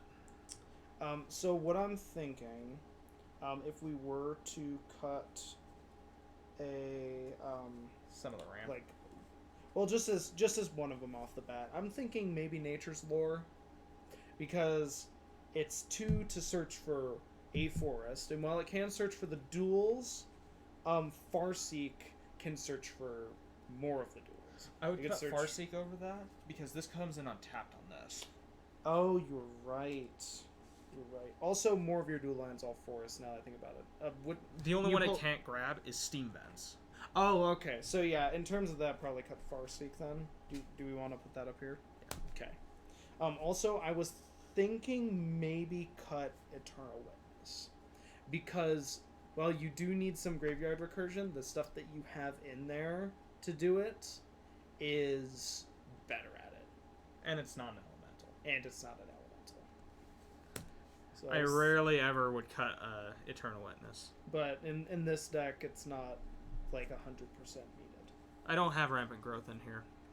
So, you don't need to worry about me cutting a Rampant Growth. The rest of my ramp usually digs up any land out of my deck, so it's kind of important. How's my card draw count right now? Oh, the number of stuff with card draw? We've only taken out the one, so you still have a lot of card draw in here. There's a ton of card draw. Oh, Commander draws cards. Yeah, the commander draws cards, a bunch of other stuff draws cards. We could look into the stuff that draws cards more Situationally. consistently, and like cut the ones that do it situationally. Yeah. So All right, back up at the top. Okay. We got one. I was immediately thinking of the enchantment. We could cut elemental bond, because that does have to be 3 or greater. Yeah. And that's all it does. Most of the other stuff that draws has your cards additional stuff. does like the other thing closest to this is Soul of the Harvest, which is also a 6/6 trample. The other thing that would be similar to it is the Teamer Ascendancy, which gives haste. That gives all your stuff haste, though. That gives hasty haste. Do you want to call that a definite? Or... I'll cut Elemental Bond. Okay. Yeah, this is all maybe stuff. I don't know if they can even see all of it. So like this is the definites, this is the maybes, this is the maybe probably not. I don't know. Yeah, we'll see. We need to cut a lot though. Beast Whisperer, I don't own it. I did debate buying it for this deck, but I wanted to go with a fun elemental theme. Yep. Since these are the definites, I'm just gonna put them all in a... I'll just read off the definite ones that we cut so far. We cut Elemental Bond, which when a creature with power 3 or greater enters the battlefield under your control, draw a card. We cut Eternal Witness, which digs up a card out of your graveyard and puts it in your hand. We cut Farseek, which makes a plains, island, swamp, or mountain enter the battlefield tapped from your library. And then we cut Nisa, who shakes the world. It's the new Nisa from War of the Spark, which it counts as a force mana doubler. It can turn a land into a 3/3 elemental that comes in with vigilance and haste, and you untap it. But it's permanently that way, which kinda is pretty hard. And then the emblem you get makes all your lands indestructible, and you search for any number of forests and put them on the battlefield tapped. So it was really heavy on the forests, which is why I was cutting that one. So, and Mac wants to see the 7-drops. The 7-drops? I am getting to the 7-drops. Okay. Or does he mean the forces? Probably the 7-drops. I'm going to show him the 7/8 drops. Also, all but one of your cuts is a 3 or less drop. That scares me. Yes. I was going to go look at some of the bigger stuff that we were going to be cutting. Yeah, also, some of the maybe cuts over here are 5-drops. Yeah. 7-drops. We have Omnath, Locus of Rage, Avenger of Zendikar, Zendikar Resurgent, Tooth and Nail. And 8-drops we have Maelstrom Wanderer, Tidal Force, Verdant Force, Magmatic Force, and Craterhoof Behemoth. Blasphemous Act doesn't count because it will never cost that much. If you're casting Blasphemous Act for 9 mana, you better have a damn good reason. You better be winning off of that, because you're getting nothing with it. Oh, yeah. You better be casting it to win with a gutter sniper or something. Alright, so that, for a total count of all those, 5, 6, 7, 8, 9, there are 9, 7, and 8 drops. Yes. And there are... Also, Mac was thinking maybe cut Multani. Multani? It allows reusable landfall. But that's if it's dead already. That's true. It has to be dead already. And most people, when they see it, exile it. So the thing of, like, why I'm a little more privy to keep it is because it does have trample. Like, even if it didn't have reach, it does have natural trample. And I noticed that you don't have a ton of stuff that gives trample in this deck, and so something that has it naturally is pretty good. That's why we were thinking about cutting Malignus, because it's giant, but it doesn't have trample naturally. Yeah. And the other giant stuff that we're keeping that doesn't have trample does stuff that's a little more useful than just being big. Yep. But in terms of that, And also, he was thinking about maybe cutting Verdant Force as being the weakest of the forces. I would say that would be like I would say that's a reasonable cut because it is only making a 1/1, whereas the other stuff is Dealing 3 damage. Yeah, dealing 3 Tapping, damage or untapping. tapping and tapping. You can untap your big stuff. You can tap down other people's like problem childs and that kind of stuff. So I'm going to go ahead and Force- say cut Verdant Force. Okay, cut Verdant Force. Because we do need to... the Planeswalkers, I'm going to be cutting probably some of the Planeswalkers. Yeah, I think there's like I 6. actually pulled up Chandra because so I like her +1 to buff all your elementals by 2, and that's like that would be the main reason to keep her in. But the other 2 abilities are almost irrelevant. 2 damage for a -2 on her isn't going to come up that often. No. And if you're struggling for mana in this deck, I think you might be losing anyway. Yeah. So Cut Chandra. Yeah. And also we're talking about Chandra Novice Pyromancer, the new one that's uncommon. I put it in there because elementals you control get +2/+0, but that'd be the only relevant ability. Also, you have to remember to activate it, so if you accidentally forget, that's like crapshoot. And the other stuff that does it just does it. Like incandescent Soulstoke, it just gives all your elementals +1/+1. True. And also has another ability on it that's way more relevant. Yep. Just put out an elemental. And the Creeping Trailblazer can become huge itself. Oh yeah. And also, Max making a move for Roil Elemental being cut. Because most of the time it's just going to be a lightning bolt. Yeah, and target. it does cost 6, and it's triple blue. So there is the chance that you're going to have a little bit of a time casting it because it's triple blue. So I would call that a... Do you want to call that a guaranteed, or do you want to put it in the maybe? I'm going to put this in the maybe for because right now, but... it is a powerful effect. It's a powerful effect, and he's also talking about how it's just going to be a lightning bolt, and it's not that great unless you have sack outlets to get rid of whatever you steal. So, which he hasn't seen in this deck, and there isn't any in this deck. So, one of the cards that I was maybe thinking about was Rhythm of the Wild. It's really good, because it makes your creatures uncomfortable. That's the main thing. I think, honestly, the Riot bit, while it does give haste, you have a few things that give haste. And so, it could be... I would put it in the maybe, probably not pile. I'm going to put it in the probably not, because making your creatures uncounterable is so strong. It is really powerful. But, like, generally the 1 or 2 things that people... Because, like, if a control player is being smart, they're not countering everything under the sun. No. They're going to counter 1 or 2 things. And with this deck, there's so many powerful things that it probably... that they could choose the wrong one if they're holding it. Personally, Trans, I don't think this deck is lackluster at all. This deck has a potential to be very explosive and very powerful. It's doing a lot of powerful things, but... And also, a lot of the creatures are big. Yeah. Really big.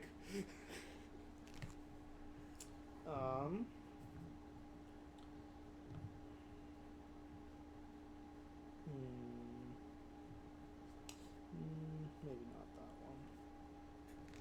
Okay, on the terms of Obsidian Fireheart, that one damage every turn is like really useful, but it is 3 for every 1 damage.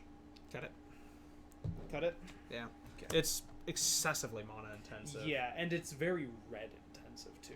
It costs 1 and 2 red to activate the ability. It costs 1 and 3 red to put him out in the first place. And really, you're gonna get the 1 activation.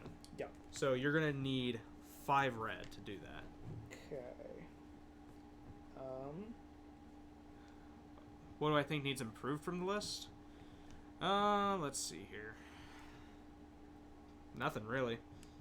There's not a ton that needs to be improved on it right now. Panharmonicon is a card that has to go in, basically, because I have a lot of enters effects. And the commander doubles damage on enter effect, which is pretty good. So, I would put this one in the maybe pile personally. I wouldn't call it a guaranteed cut. But Forgotten Ancient is one of those ones that's like, it's kind of like Malignus, where it's just big. It's big. It gets trampled. It doesn't have trample. And it doesn't have trample. It does have the added benefit of being a lightning rod for damage. It's a lightning rod, and it can put the counters on your other creatures if you want it to. Mm-hmm. But aside from that, it's kind of big for the sake of being big. Yep. And so, like, I would say it's a maybe. I'm thinking at this point that we should. I'm thinking at this point that we should definitely cut Malignus. Yeah, I was feeling that. So, but I would still put Forgotten Ancient in the maybe pile because you can distribute those counters. Yes. And if somebody's not casting a spell on their turn, they're probably just doing it to spite, and that's only going to detriment their board development. Yep. So, and then I'm thinking we might cut a little bit of the ramp because we have so much of it. Yeah, he was also asking about the card draw. Let me see how much is left in there. Okay. Because we did cut... We have this. Shamanic Revelation, which is the only specific card draw we've cut. No, and Elemental Bond. Okay, that's it. So we've cut 2 of the card draw ones. Potentially. So So now we have 1, 2. Oh yeah, because Omnath counts. 3. 4. 5. 6. 7. 8. 9.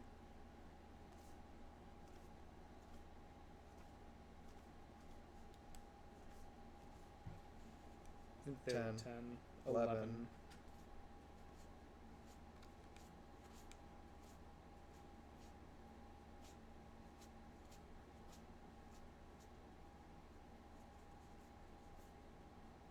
12.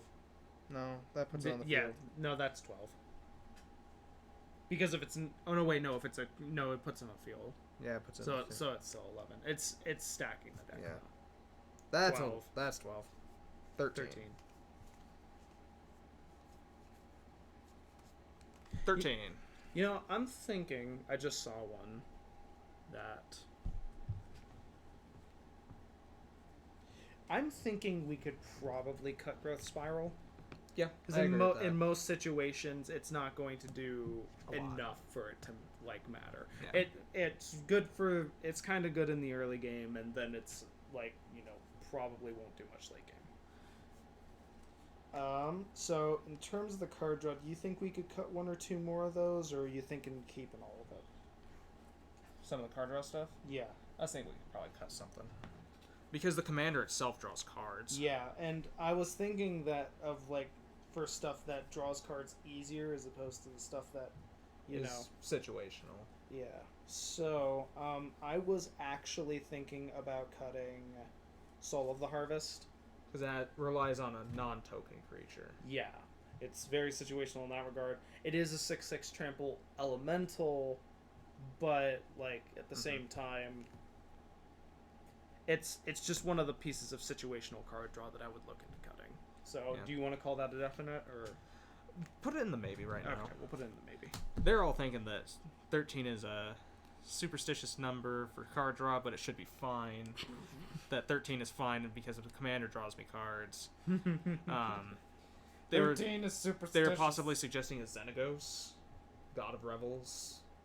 I mean, that's just good in red-green, though. Like, you would put that in because it's good. Yeah. And then Evolution Sage was suggested, which is landfall draw a card. Landfall proliferate. Oh, yeah, that... Wait, is it just called Evolution? Evolution Sage. Oh, Evolution Sage. Landfall proliferate. Wouldn't be a bad idea.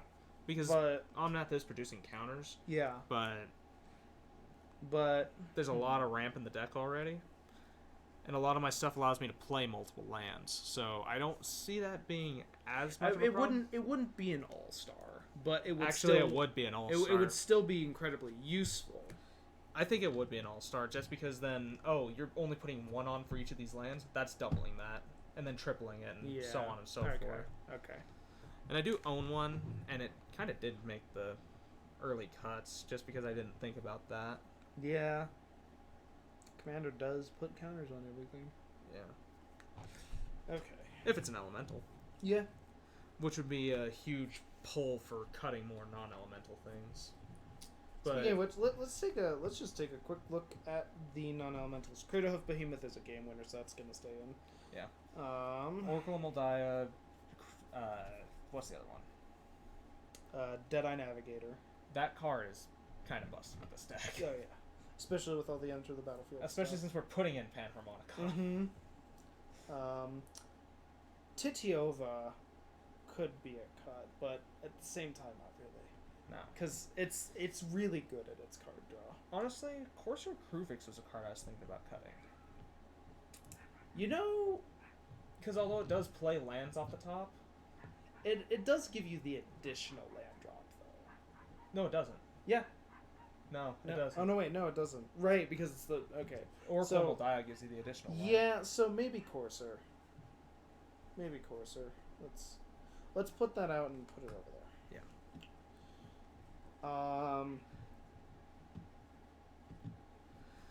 Hardened Skills, if we were focusing on the +1/+1 synergy, I wasn't really focusing on that synergy. Yeah, I was focusing on just elementals. Yeah, and Evolution Sage would be like a maybe add-in. Yeah. Because it's more the synergy of elementals than it is of the counters on them. Yeah. It's just that it would help. It'd help a lot. It'd help them get bigger faster. So...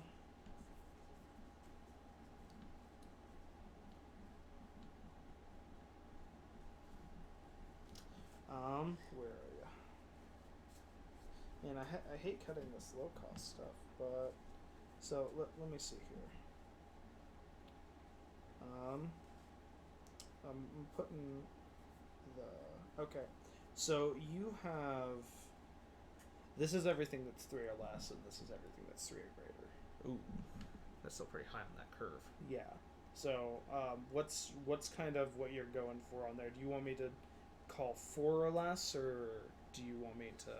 How many cards did we actually cut? I think it's 9 or 10. Yeah, and that's not 1, including 2, the maybes. 3, 4, 5, 6, 7, 8, 9. Yeah, we need to cut 15 more. Yeah. So do we want to look at... I'll probably look at some of this stuff. Okay. I'll let you do some looking, because I've been doing a lot of it. Yeah. I don't want to make too many more suggestions, because we need to cut so much, but... The deck's mission statement is play elementals, make them bigger with Omnath, and draw cards because you're ramping. That's basically how I would say the mission statement is. So if we're looking at that as a mission statement, maybe some...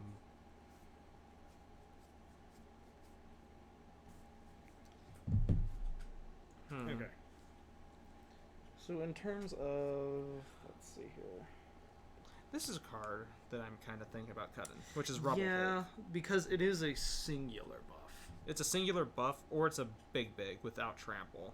Yeah, so that's probably a good cut to make. That's a pretty safe cut in my mind. Mm-hmm. Let's I'm looking at these maybes. Yeah. I'm going to go ahead and say cut Scatter to the Winds. Remove the temptation. I don't need to be casting that for 6. Yeah, no.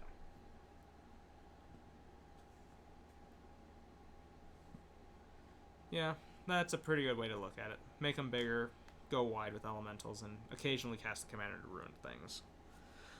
Wreck your face! Muldrifter is a card I don't really want to cut, but I feel like I kind of need to. Yeah, because he's a 5-drop. It's a 5-drop elemental. Otherwise, you'd just be paying 3, and it only draws you 2 cards.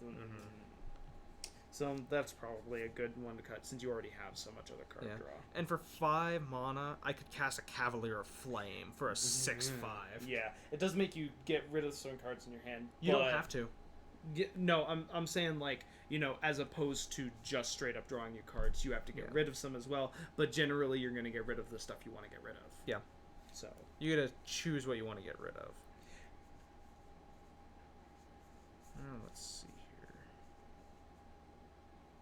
You know what? Head over to Chandra, the 6 cost. The Flame Caller? Yeah. I was thinking that too. Yeah, so that one forces you to discard your entire hand. It does. If you do the 0. And the elementals are only around temporarily, so like the main thing is going to be the -X, which is a board wipe. Yeah. And it's a repeatable board wipe. I'm thinking we'll put that in the maybes. I'm outright cutting it. You're gonna cut it? Alright. So we're cutting Chandra Flamecaller, the other Chandra Planeswalker that was in here. Yes. Because it is really good, but just with the elementals are only around temporarily, you have to get rid of your entire hand if you use the card advantage bit. So like the main reason she would stick around is for the board wipe. Mac is asking how it wins, either Voltron, Omnath, or White Elementals. Really, it could do either or. It depends on how my board is going at that point. Yeah, it can go both ways. That's a tough one to choose.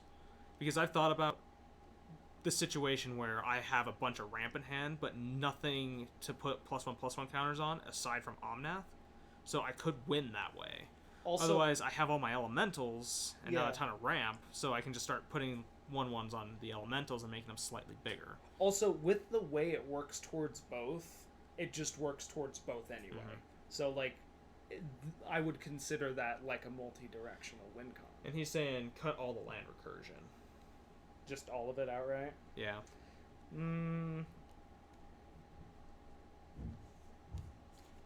As much as I... Well, we're already probably cutting Ramanap. Yeah. Do you want to put that in the definite? Yeah, I'll put it so in we're the cutting Ramanap. I'm still not sure about cutting Crucible. Just because having at least one in there is a powerful effect for the deck, especially if you have the play multiple lands a turn effect on there. Mm-hmm. And it works really well with the lands that sack themselves to search for stuff. Yeah. So, and that creates a lot of landfall triggers.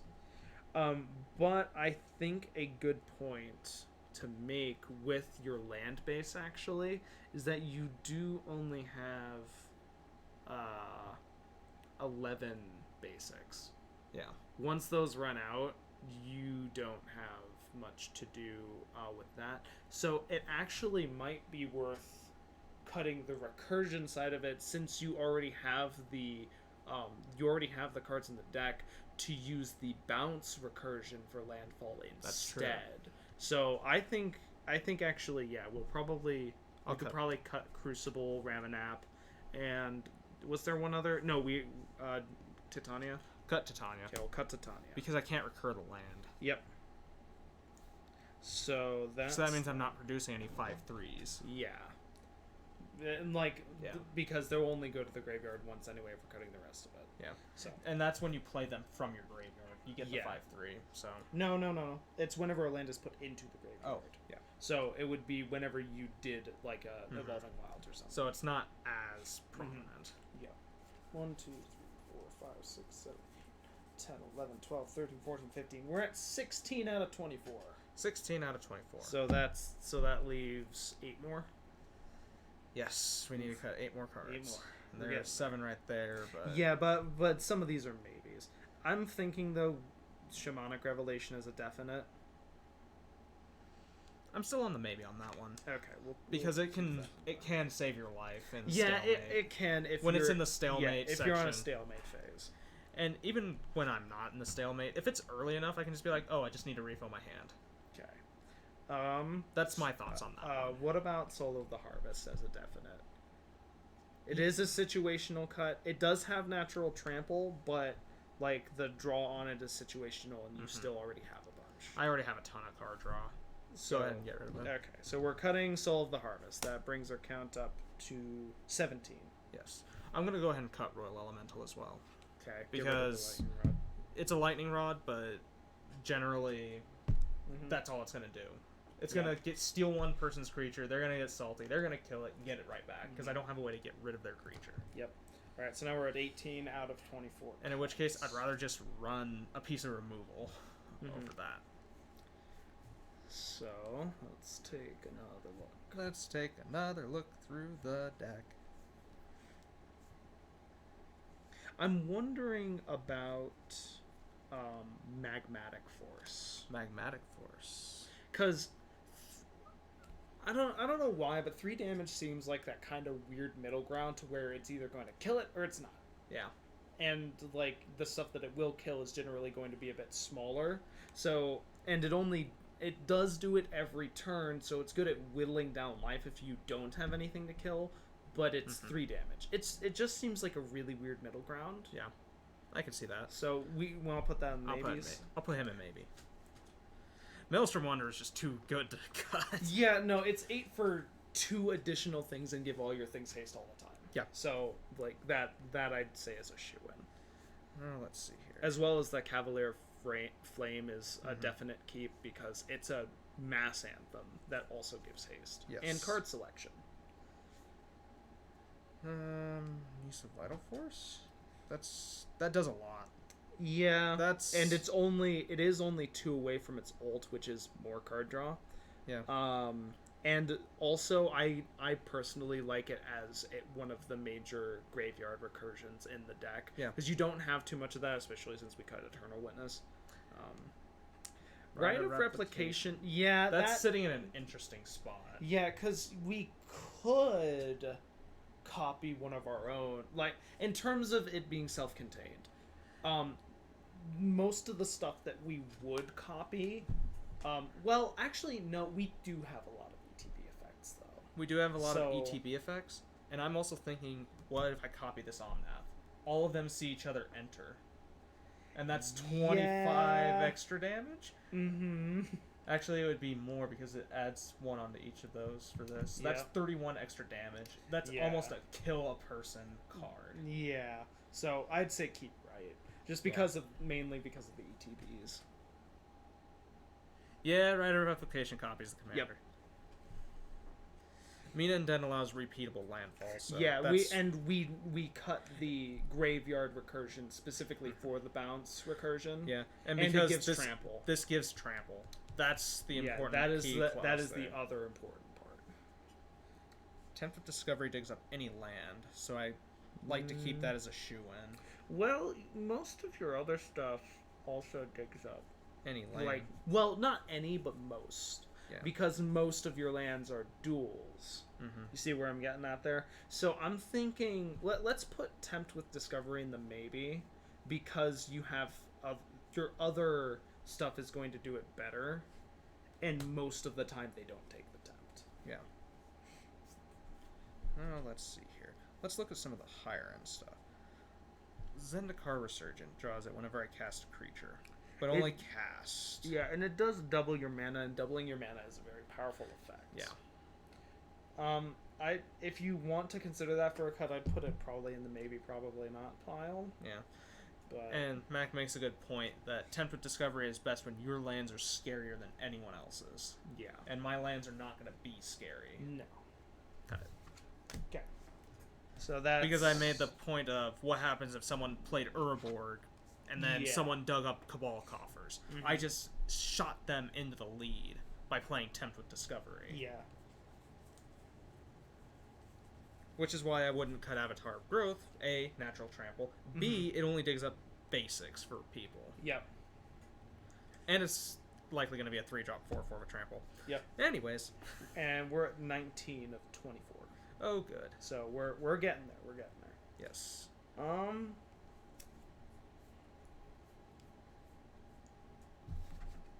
Okay, we're officially we're officially cutting Magmatic Force. Yes, Magmatic Force, as good as the Lightning Bolt every turn is, it's not as useful because, like he said, it's kind of a middle ground for either this is going to die or it's going to live. Yeah, I'm thinking that if it was 4 damage, 1, it would be way too powerful for what it is. But 2, it would be a lot more keepable and used card as compared to what it actually is, which it isn't used too often most of the time.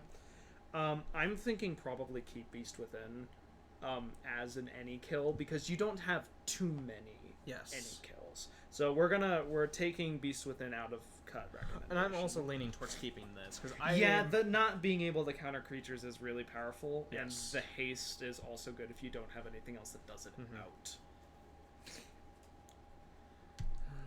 Rishikar's expertise is just generally better than Shamanic.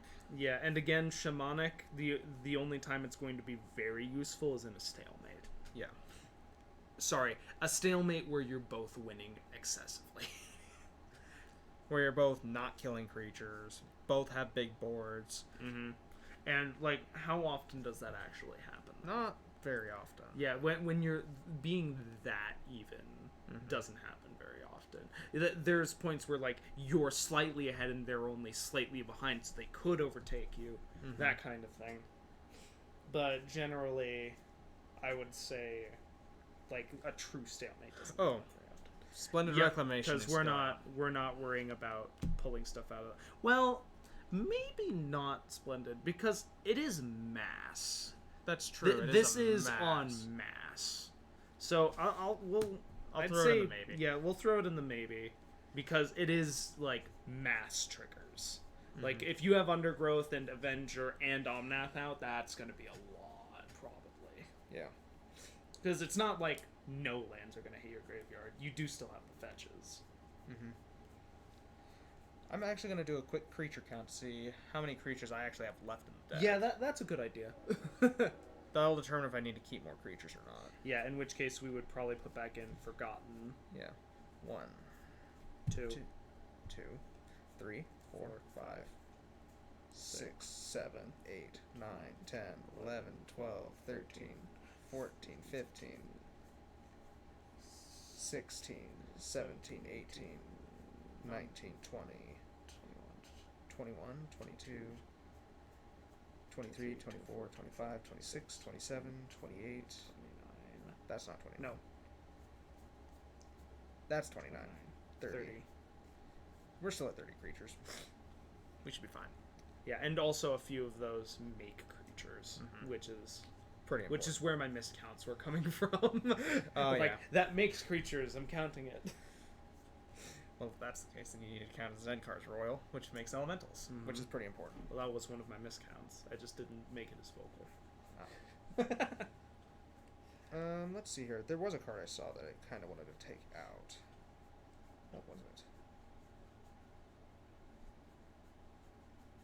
Leaf Kindred was a card I was thinking about taking out. Yeah, because we do have enough ramp as it is, and even though it is an elemental, all it's going to do is tap. Put back Eternal Witness. It's the best form of card draw next to a tutor.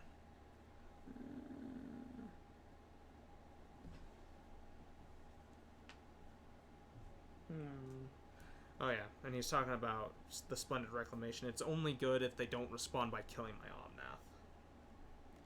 Yeah, but you do have a few other landfall things in there. True. I'm still not sure about putting Eternal back in, because we do have... Well, actually, now that I think about it, since we did cut most of the land recursion suite... Yeah, that might be a good idea. So let's pull Eternal back out. Hey look, Eternal Witness. I did not do that intentionally. Alright. But that is a good point about the Splendid Reclamation. We're at 20. We're still at 20. Because we just we just took one back out. This is what happens when you make cuts. It gets really difficult because you just keep bouncing between a few.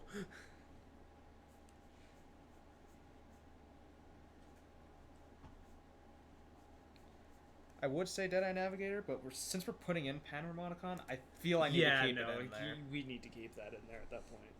Plus, Panharmonicon synergizes with this.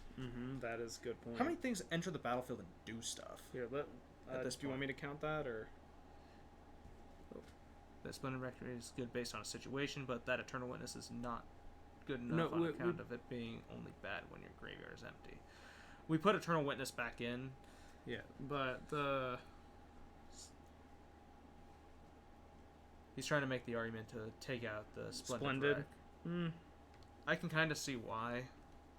I would still keep it in the maybes, though, just because the just commander is readily available. And that is a landfall trigger, and on top of that, you have a bunch of other landfall triggers. But he isn't talking about, respond by killing Omnath. Yeah. But there is other landfall, but... Yeah. That's bad when the graveyard's empty. The Splendid? It's bad when I have no lands in my graveyard. Oh, yeah, I see what you mean there. And that could occur on occasion. Yeah, so do we want to go ahead and cut it then? I'll go ahead and cut that. Okay, so we're at 21. We need 3 more. We need 3 more cuts. I had... I'll move this in there. Okay, so that's 22. So we need to cut 2 more. I had an idea, but I'm trying to remember. It was.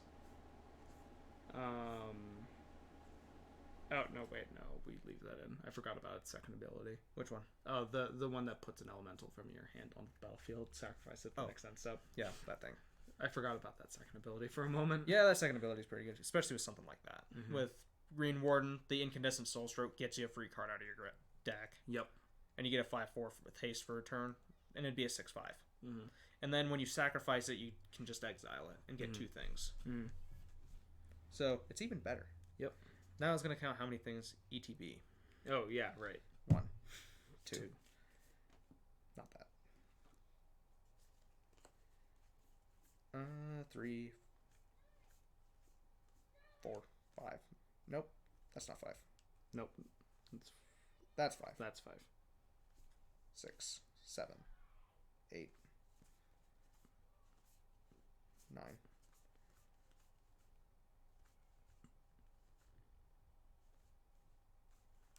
10.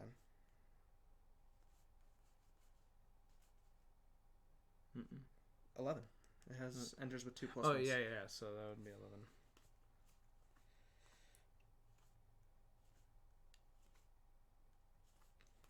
Only 11 things? 12 things.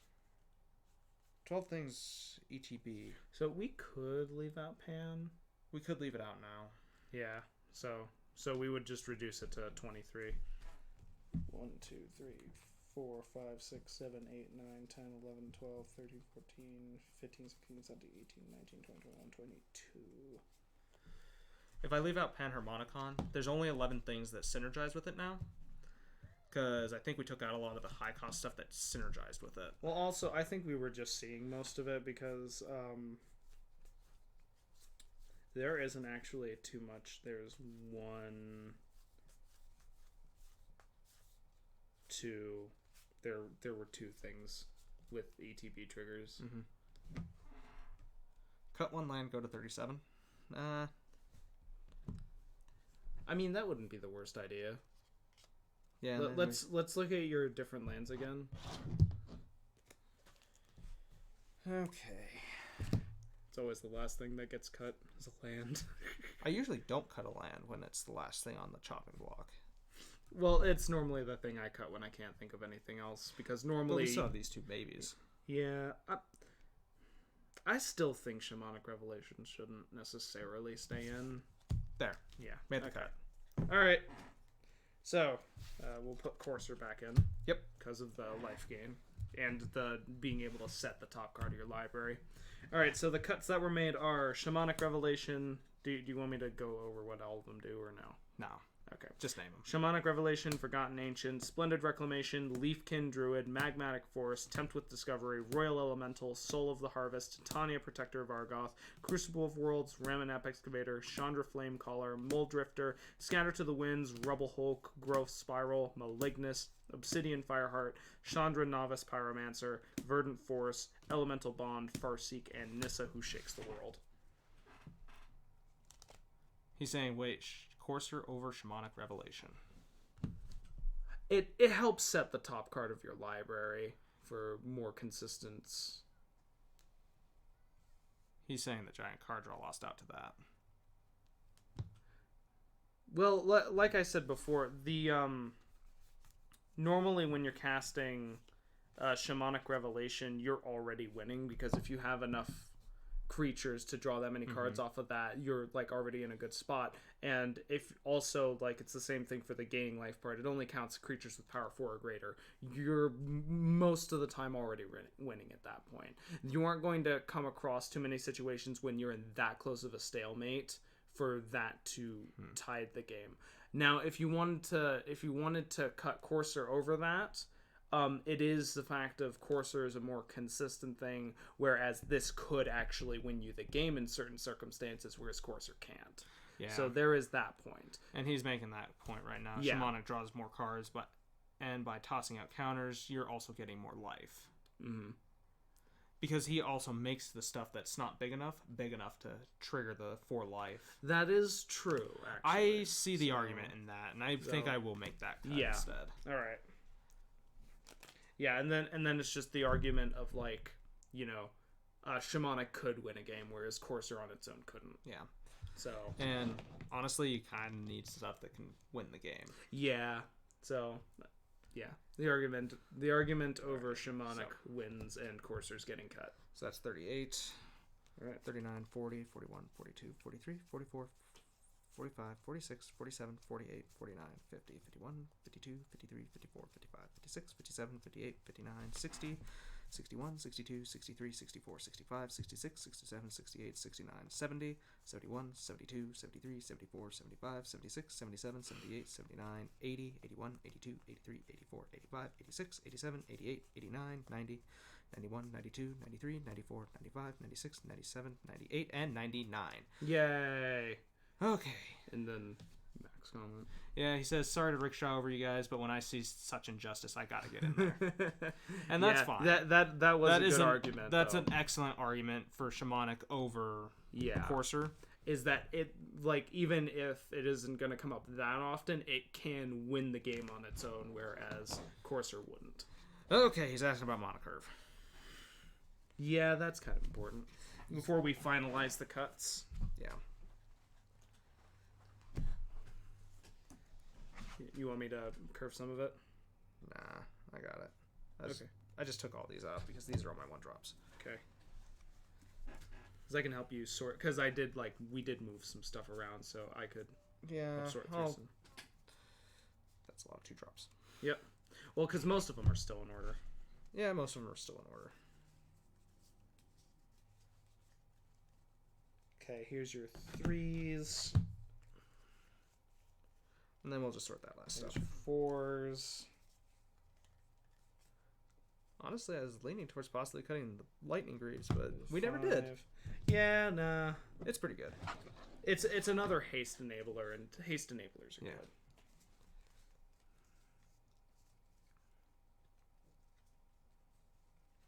6. I'm also kind of surprised that cultivate and Kadama's reach kind of still are in there, because I thought about cutting those too. Yeah, but they are still grabbing 2 lands, whereas the one we cut, Farseek, only grabs 1. True.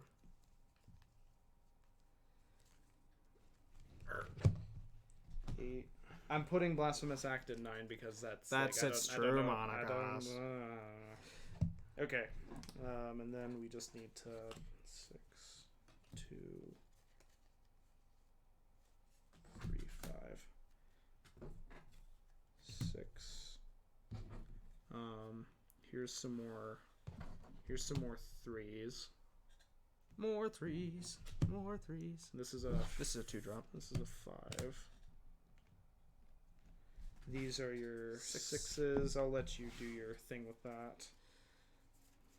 Okay. I do not remember exactly how to calculate the curve off of just seeing the cards alone, but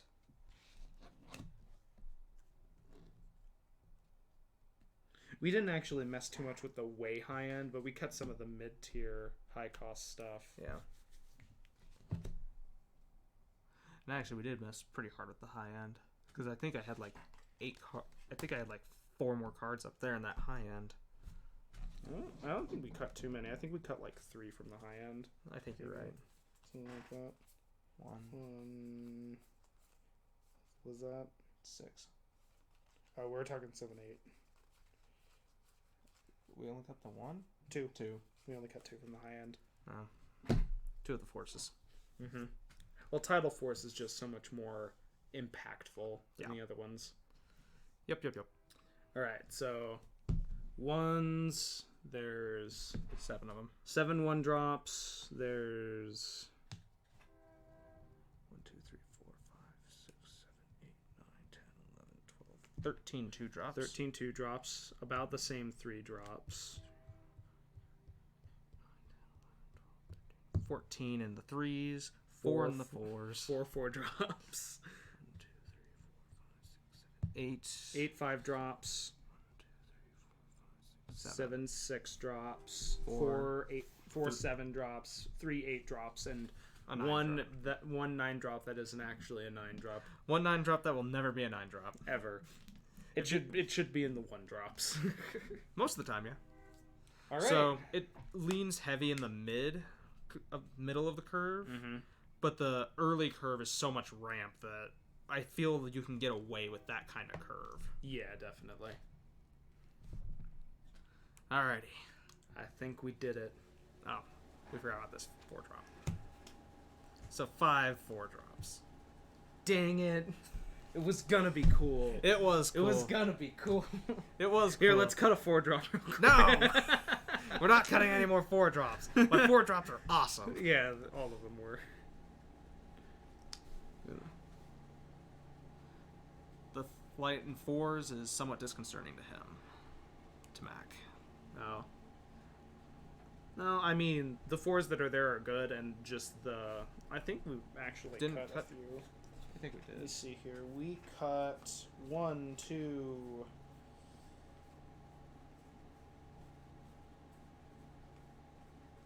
3, 4, 5. We cut 5 4-drops. Yeah. And The one reason- of them was... Okay, so Obsidian Fireheart's way too red intensive. Yep. Chandra Novice Pyromancer doesn't do enough. Tempt with Discovery doesn't do enough of what it does. Splendid Reclamation, we cut like basically the entire graveyard recursion suite of lands. Yep. And Forgotten Ancient is... It's a big for big of big with Yeah. the big. Too much big. Too much big, not enough trample. Yeah. That's the best way to look at that. Too Yep. much big, not enough trample. Yep. Okay. All right. Alrighty. So That's Omnath. So this is my Omnath deck that now looks really nice. Hopefully it plays well. Now it has to play against my Omnath. Well, your Omnath is made of major rage right now, so this might not be as good as major rage. However, I do have slight tricks. Oh boy. There's slight tricks in the deck that you just can't compete with that Omnath. I've seen all of them now. Yes, you've seen all of it. I know your secrets. You might know my secrets, but Also, I still need to build my own anyway. yeah. The difference is I'm not taking apart my old Omnath like he did. I Well, needed that's- cards like Exploration that's- and Burgeoning. That's mainly because I like my Omnath too much to take it apart. So, it's not gonna happen. Yeah. So, Alright. thoughts on this deck? You guys think it's going to be good? Not going to be great? What's up with the deck? What are you guys thinking?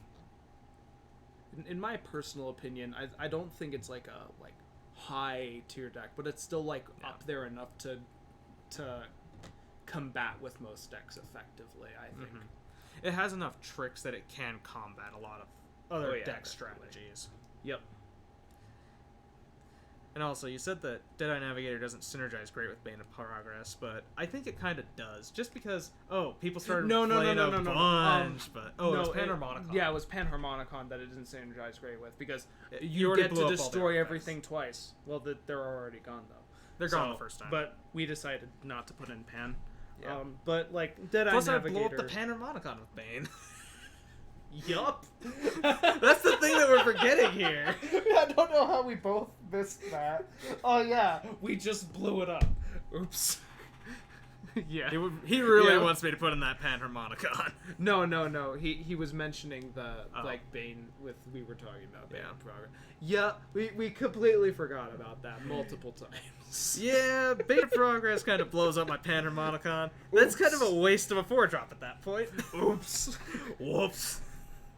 But Yeah, yes. and you don't run enough artifacts and enchantment. You run near 0 artifacts. I just realized that. There's a Lightning Greaves. Ah, dang, you earned 1 hour. Well, you don't run that many artifacts and enchantments that it wouldn't hurt yourself too much. Yeah. So... Yep. So I think that's going to go ahead and call it a day for this video. Yep. And this stream. So I'd like to thank everyone who did show up to watch. This will be going up on YouTube, and I'll be posting this deck list to tappedout.com because that's a good place to search for decks and stuff like that. So that way you can see the finished product, and hopefully you guys enjoyed what you saw and the idea that we had for this, and I will hopefully see everyone who showed up in the next stream. So you guys all take care. Bye-bye. Goodbye.